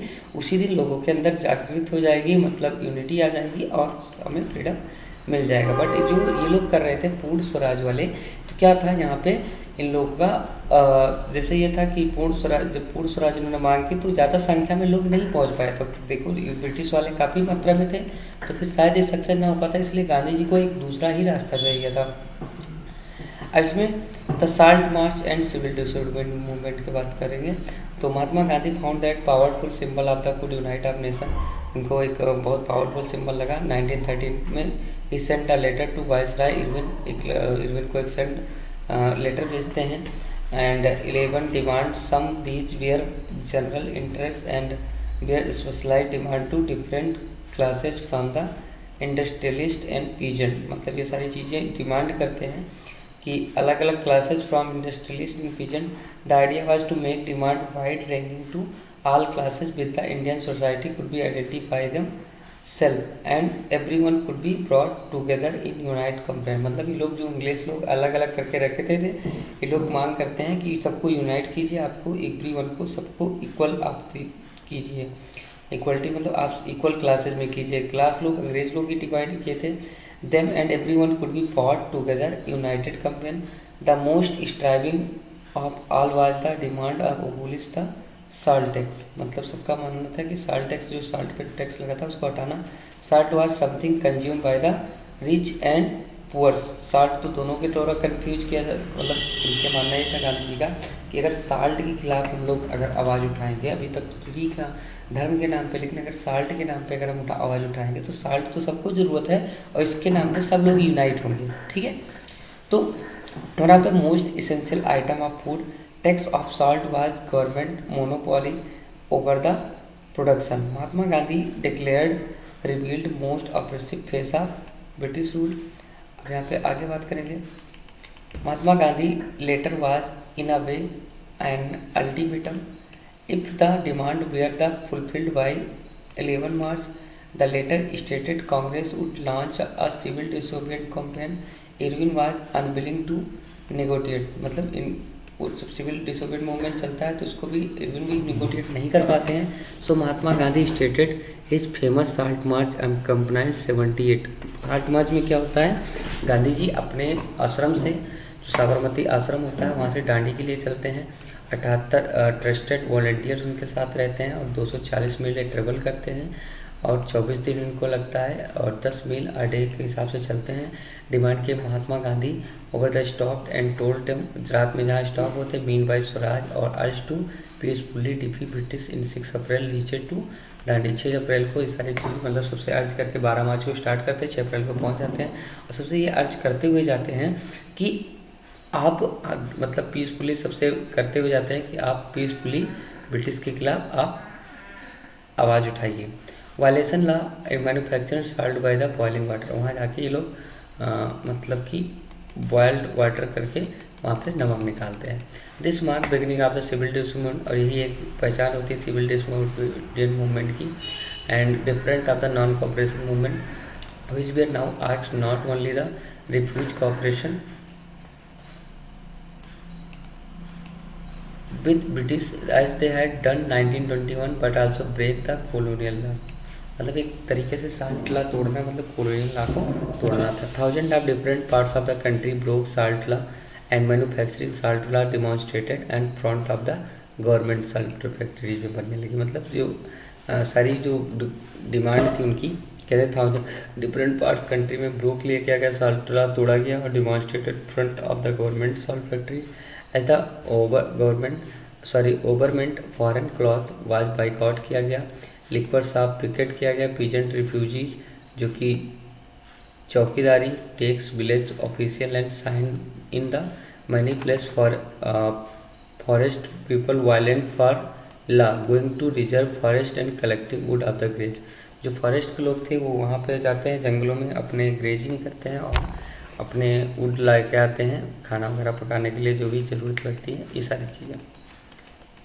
Worried by the development of the colonial government began arresting the Congress leader one by one. अब इंग्लिश वाले ब्रिटिश क्या करते हैं, एक एक करके सबको क्या करते हैं, अरेस्ट करना शुरू कर देते हैं। This led to violence clashed in many places.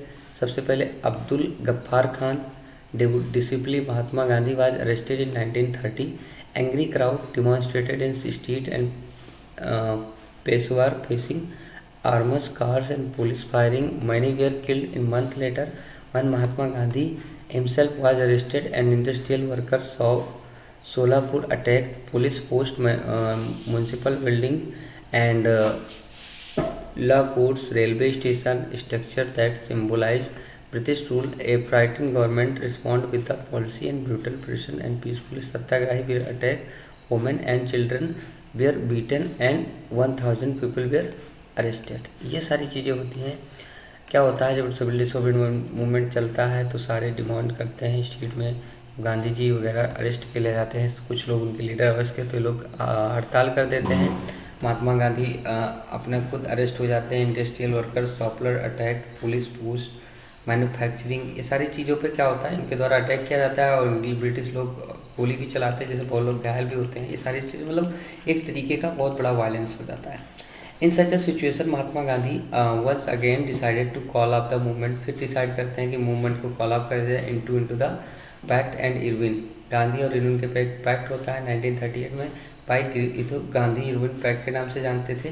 Gandhi consented participate in round table conference. Round table conference में जाने के लिए कंसेस्ट करता है। अब आगे बात करते हैं।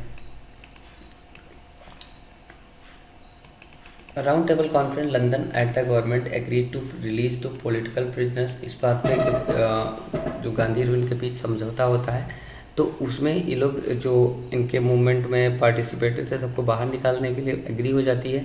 1931 Gandhi went to London and conference but the negotiation broke down. मतलब वहाँ पे जाते हैं, सुनते हैं, लेकिन वहाँ से नेगेटिविटी मिलती है। हिट बहुत यहाँ पे डिसअपॉइंट होके आते हैं। And discovered the government had begun new cycle of repression. मतलब ये डिस्कवर करते हैं कि न्यू साइकिल ऑफ रिप्रेशन जानती in Ghaffar Khan and Jawaharlal Nehru were both jail. उसी समय इन दोनों को जेल हो चुकी होती है, गफ्फार खान, जवाहरलाल नेहरू को। And Congress had been declaring illegal series of major and been impose the prevent meeting and demonstration by caught and great apprehension. Mahatma Gandhi relaunched the civil disobedience movement and movement continued 1934 lost of the movement। बेटा क्या हुआ कि जब गांधी जी वहाँ से round table conference से बहुत upset होकर आते हैं तो यहाँ पे जो सिविल डिसोबीडियंट मूवमेंट है, गांधी रूल पैक्ट का समझौता हो चुका था, लेकिन फिर भी जो सिविल डिसोबीडियंट मूवमेंट है इसको ये फिर से शुरू कर देते हैं। और ये कब तक चलता है? 94 तक, बट 94 मोमेंट तक हो देता है। अब हाउ टू पार्टिसिपेंट सादा मूवमेंट, उनके नज़रिया क्या था उसको भी देखेंगे कि पार्टिसिपेंट का क्या नज़रिया था। फ्रेंड्स, बात करेंगे हाउ टू पार्टिसिपेंट सादा movement. Let us now look the different social group and participated in the civil disobedient movement. Why did they join the movement and what is the ideal of this and Swaraj means of them। इन सारी चीज़ों का क्या मतलब था आगे देखते हैं। तो in the countryside rich peasants जो थे वो उनका काम था like Patidars of the Gujarat and Jat, ये सारे लोग थे उत्तर प्रदेश में। और पतिदास जो थे गुजरात के थे। Active to movement being produce commercial crops, क्योंकि वो एक्टिव मूवमेंट रखते थे कॉमर्शियल क्रॉप के लिए। They were hard hit by the trade depression and falling of prices. मतलब वो जो फॉलिंग ऑफ प्राइसेज इन लोगों की सारी चीज़ें कम हो गई तो कि उससे बहुत डिप्रेशन में थे। And their cash income was disappeared and found the impossible to pay the government revenue.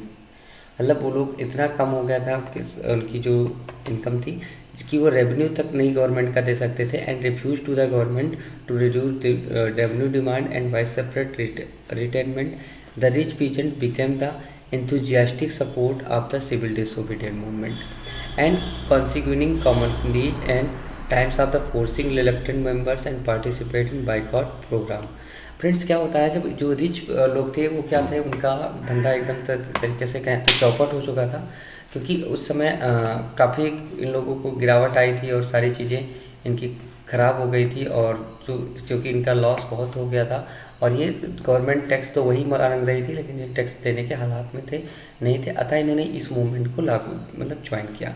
But they were deeply disappoint when movement was called off अब लोग कब जब मूवमेंट मतलब आशा के साथ आए भी, तो क्या हुआ, जब मूवमेंट कॉल्ड ऑफ हो गया, इन्होंने साइन कर लिया, तो without the revenue rates being revised, and then the movement restart in 1930, many of them refused to participate।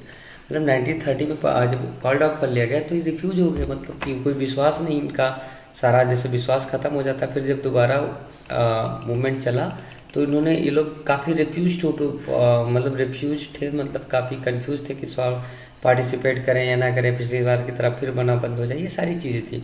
तो poor peasantry were not just interested in lowering of the revenue demand, many of them were small tenants cultivating and lands they had to rent it from the landlords. As the depression of continue and cash income was dwindled, and small uh, tenants found that difficult to pay their rent। मतलब जो बहुत सारे जो छोटे peasants थे, उनका क्या मकसद था, उन्होंने क्या किया था, इंटरेस्ट पे उन्होंने लैंडलॉर्ड से ज़मीन, मतलब कि खेती के लिए इन्होंने रेंट लेके रखा था, खेत भी और इनकम भी। तो इनका depression, cash income and different to pay their rent and wanted to unpaid rent and landlords and remitted. मतलब ये जो लैंडलॉर्ड्स इन पे उसका टैक्स ले रहा था, कहते कि लैंडलॉर्ड्स जो इनसे पैसा ले रहा था उसको ये लोग माफ़ करना चाहते थे, मतलब ख़त्म कराना चाहते थे। And movement often lead by the socialist and communist apprehensive. किस तरीके से होना चाहता था, सोशलिस्ट और कम्युनिस्ट एप्रीहेंसिव बेस पे लिया जाता था। Raising issue of the might upset rich peasant landlords, जो कि कहे Congress was unwilling to support no rent and campaign most place of the relationship between for poor and the Congress were remain uncertain. क्या होता है कि जैसे कि होता है कि जैसे day by day socialist and communist जो थे raising issue and upset rich peasant landlords and Congress was unwilling to support no rent. मतलब एक तरीके से नो रेंट लाना चाहते थे कि कोई रेंट ना पड़े, बट क्या था कि compare most places so relationship between poor and peasant Congress remain uncertain. मतलब इन लोगों से बहुत ज़्यादा सर्टेन, सारी चीज़ों से सर्टेन नहीं थी। What about the business class, business class में क्या राय है आपका। How did they relate to civil disobedient movement. ये सिविल डिसोबीडियंट मूवमेंट से कैसे related. During the first world war Indian merchant of industrial had made huge profit. उस समय बहुत सारे इंडियन के लोग, जब फर्स्ट वर्ल्ड वार होता है तो बहुत सारा प्रॉफिट कमाते हैं एंड पावरफुल हो जाते हैं and keen of the expanding their business, और अपना बिजनेस बढ़ाते रहते हैं। They now reacted against the colonial policies and restrict business and activities and wanted to protecting against import foreign goods। मतलब क्या होता था, जब अंग्रेज वहाँ पे थे, इन लोगों ने, इंडिया वालों ने खूब अच्छा खासा अपना फॉरेन गुड्स फैला लिया। अब and the rupee sterling foreign exchange and would be discouraging imports. मतलब यहाँ पे पहले तो आज हम लोग क्या है नॉर्मल, यहाँ पे अलग करेंसी, वहाँ पे अलग करेंसी, तो यहाँ से जो पैसे लेके जाते थे, मान लो व्यापार भी करने वास्ते कुछ कर लाने भी चाहते थे, तो वहाँ पे दूसरी नोट चलती थी। इससे लोग काफ़ी ज़्यादा डिसअपॉइंट थे एंड वुड डिस्करेज इम्पोर्ट्स, जो कि उनके इम्पोर्ट्स को बहुत डिस्करेज कर रहा था।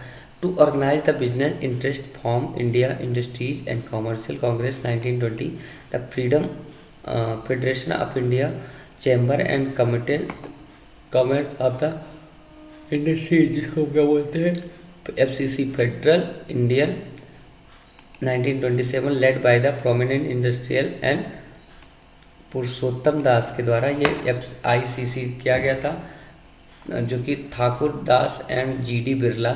The industrialist attack colonial control over the India, जो GD बिरला और industrialist attack the colonial control over the India, इन सारी चीज़ों पे अटैक करते के हिसाब से देखा जाए तो। अब आगे बात करते हैं, आप देख लीजिए कब से क्या टाइमिंग है, आपका यहाँ पे दिया हुआ है छोटा छोटा नोट्स। आप इसी तरीके का छोटा छोटा नोट्स काफ़ी अच्छे से प्रिपेयर कर सकती हैं, कर सकते हैं। अब यहाँ पे 1 minute,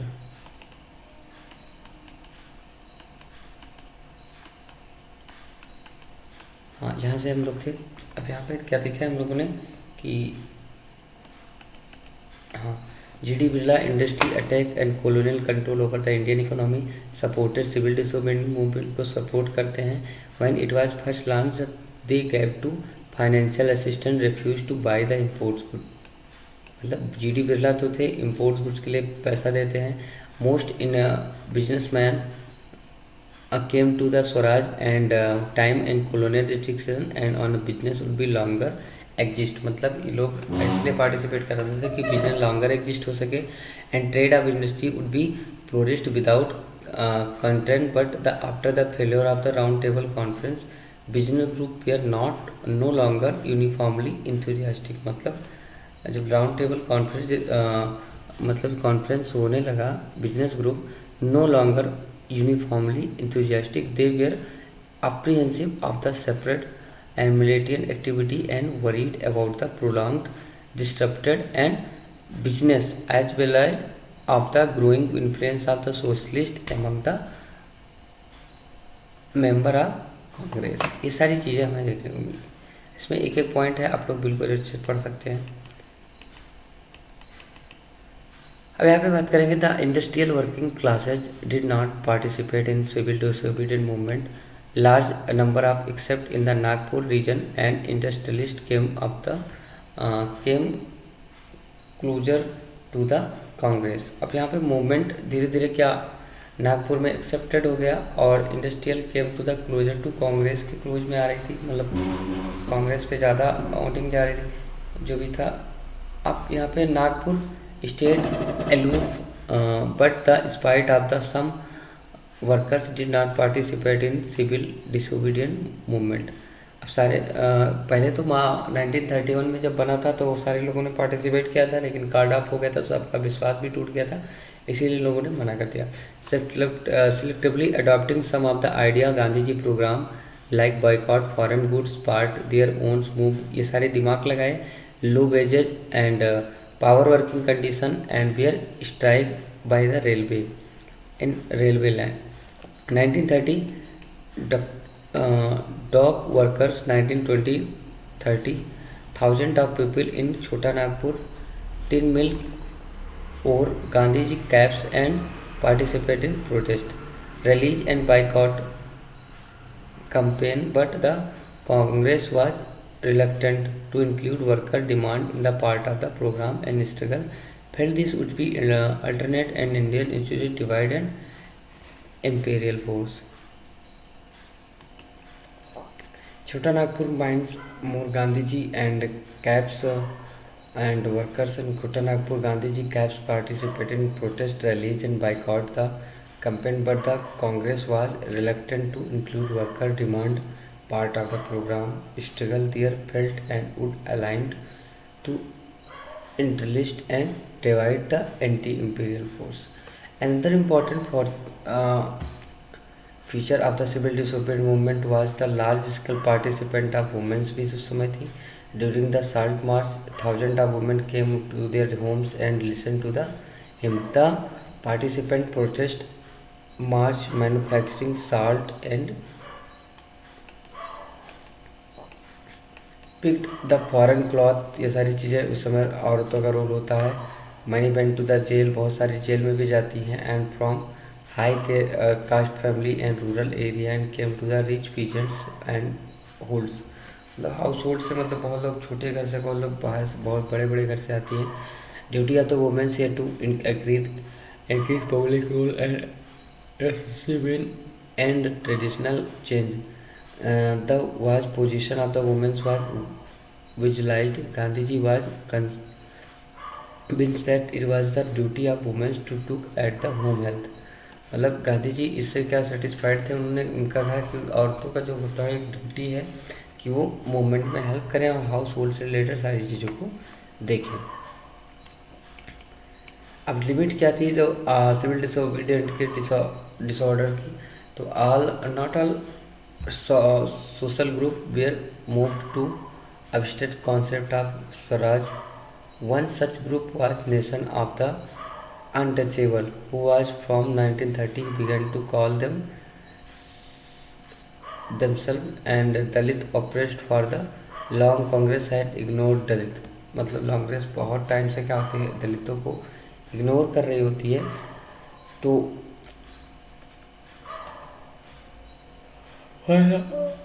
open opening of the सनातनी इसको क्या बोलते हैं, Sanatanis, the conservative high caste of the Hindu Mahatma Gandhi declare that swaraj would be not come to the 100 the untouchability and eliminate but call the untouchable Harijan. मतलब ये सारी चीज़ें कि यूनाइट जो होना था कि मतलब एक लोगों से मिल नहीं सकता था, तो इनको ढेर सारे लोगों की ज़रूरत थी, तो उसके लिए यूनाइट होना चाहिए था।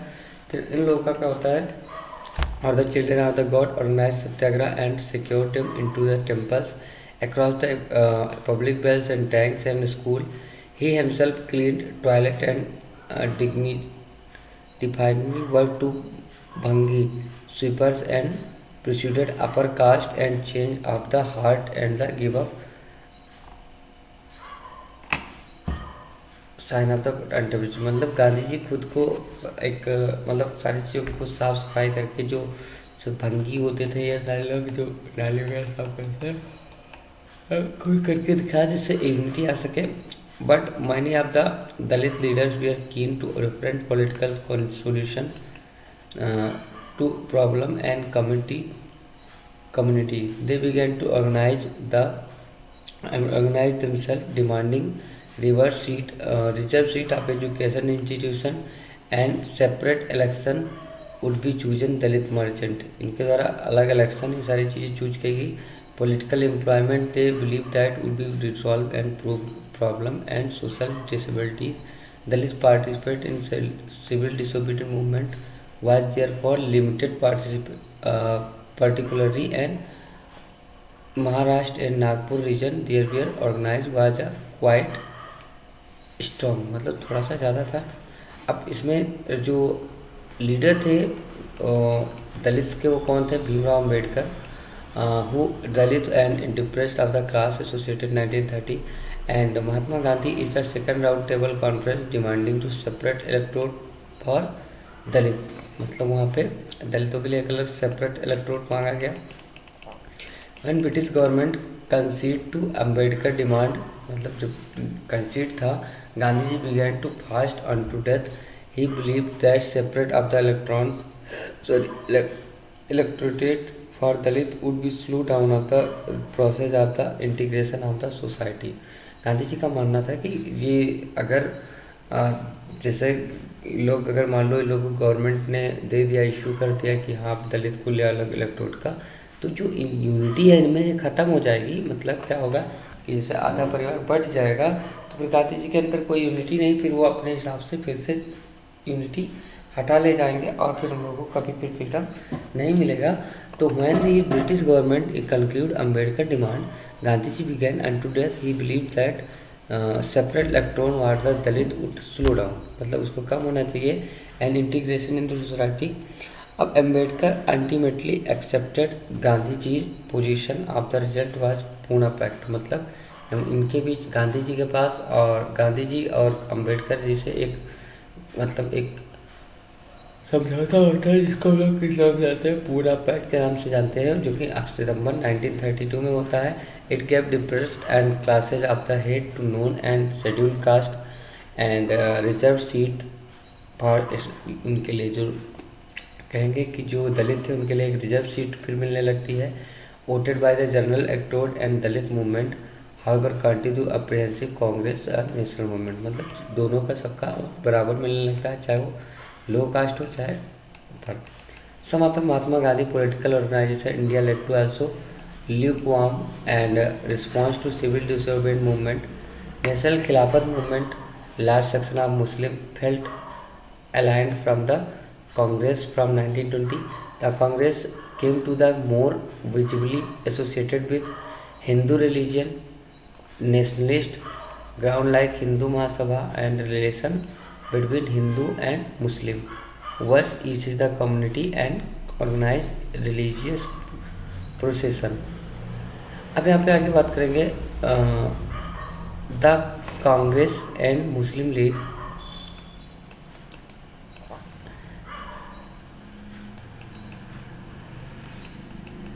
The Congress and the Muslim league made effort of the negotiate and 1927 it appeared that such unity could be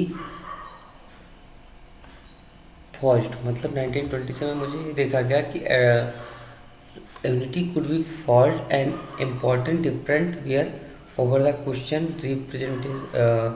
representation and future assemblies of fair elect Muhammad Ali Jinnah, one of the leader of the Muslim, urged willing to cap up the demand of the separate electorate.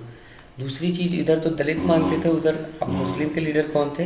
Haider Ali Jinnah, वो भी अपना एक separate electorate मानते थे, अलग ऐसा। अब यहाँ पे and in proportion population in Muslim dominated province Bengal negotiate bar question of the repression continue but all hope resolution issue all parties conference 1928 disappeared. Mr. Jankar the Hindu Mahasabha strongly oppose effort compromise, मतलब इन सारी चीज़ों को oppose करते थे compromise नाम की चीज़ को. When civil disobedience movement started, there were some of the atmosphere as suspicious and large session of Muslim could be respond call of the unite struggle. Many Muslim leaders and the intellectual expressed of the once about the status of Muslim minority with the India. They feared that the cultural identity of minority could be submerged and dominion of the Hindu majority. मतलब लोगों का मुस्लिम को लोग ये मानना था कि अगर हम लोग ज्वाइन करते हैं कि मतलब हम लोग मूवमेंट ज्वाइन करते हैं तब लोग वहाँ पे क्योंकि मूवमेंट में हिंदू मेजॉरिटी ज़्यादा है तो कहीं हम लोग के धर्म को भी नुकसान ना पहुँचे, हम लोग की मेजॉरिटी कम कर दी जाए और लोगों पर ज़्यादा ज्वाइन की जाए.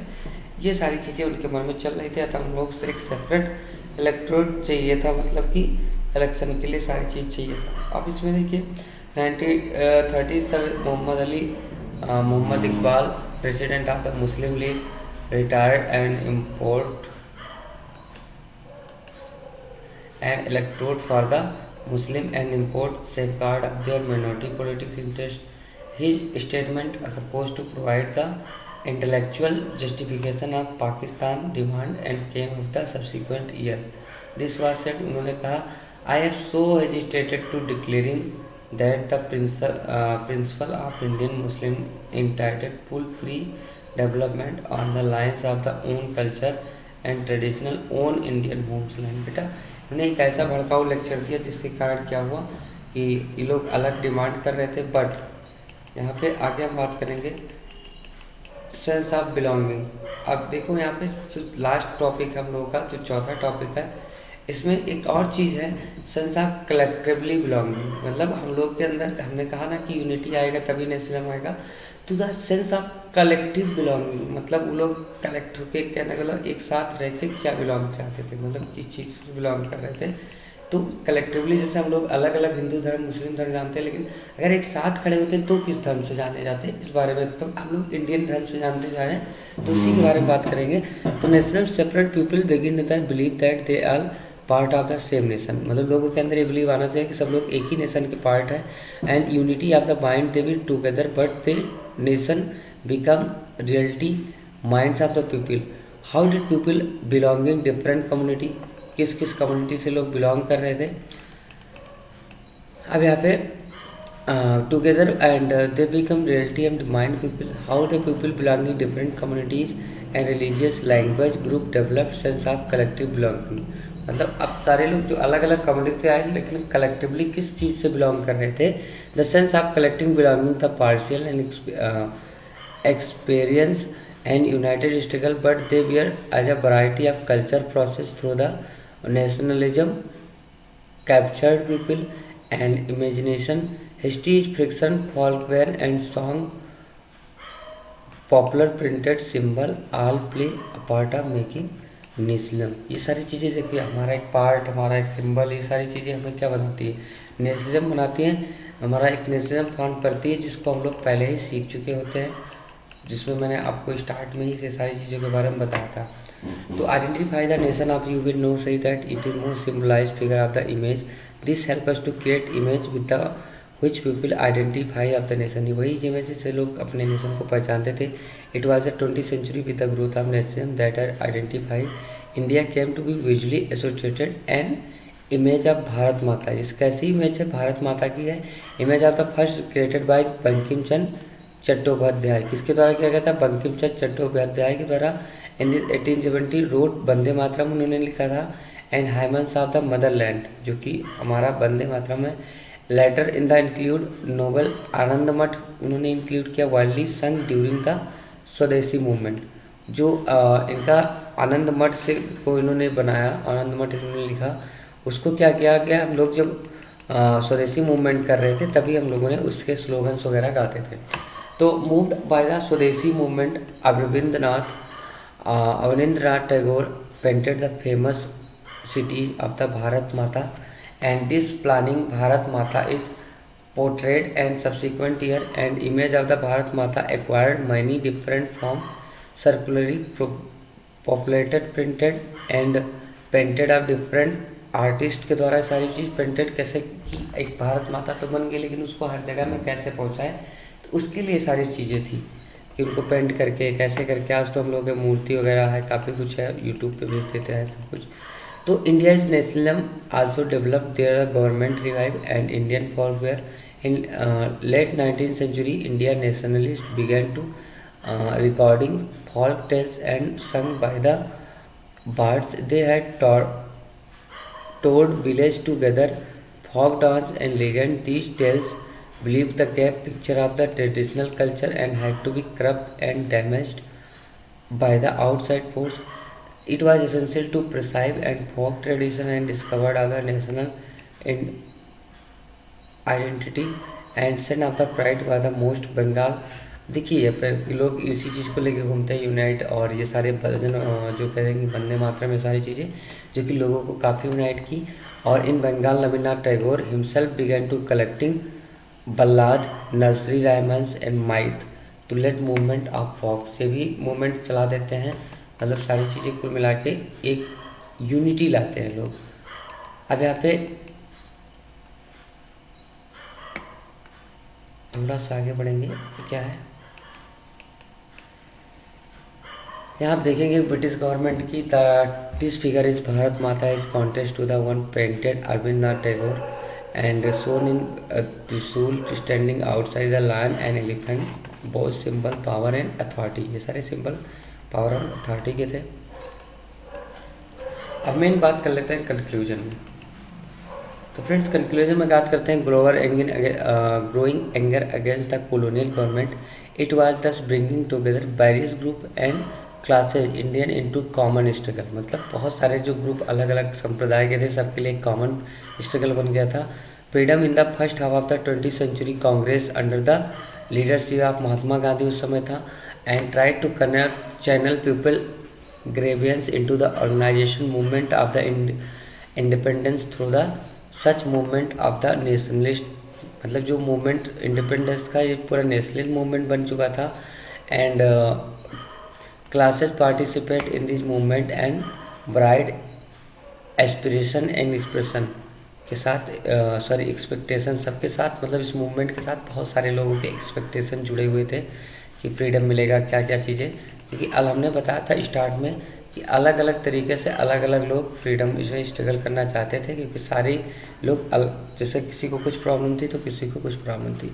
As their grievance we are wide ranking freedom from the colonial rule was means different, this is different people Congress continuously attempt to the resolve different ensure and demand of the group did they alliance another, this is precisely why the unity within the movement and broke down and high points of the Congress actively nationalist unity, मतलब ज़्यादातर जो active उस समय रहती कांग्रेस रहती national unity लाने में and actively national unity and followed by the phase of the disunity and inner conflict between group, मतलब इस फॉलोड करना था, मतलब जो अंदर इनर कॉन्फ्लिक्ट, जो अंदर लड़ाई झगड़े हो वो सारी चीज़ें ना हो।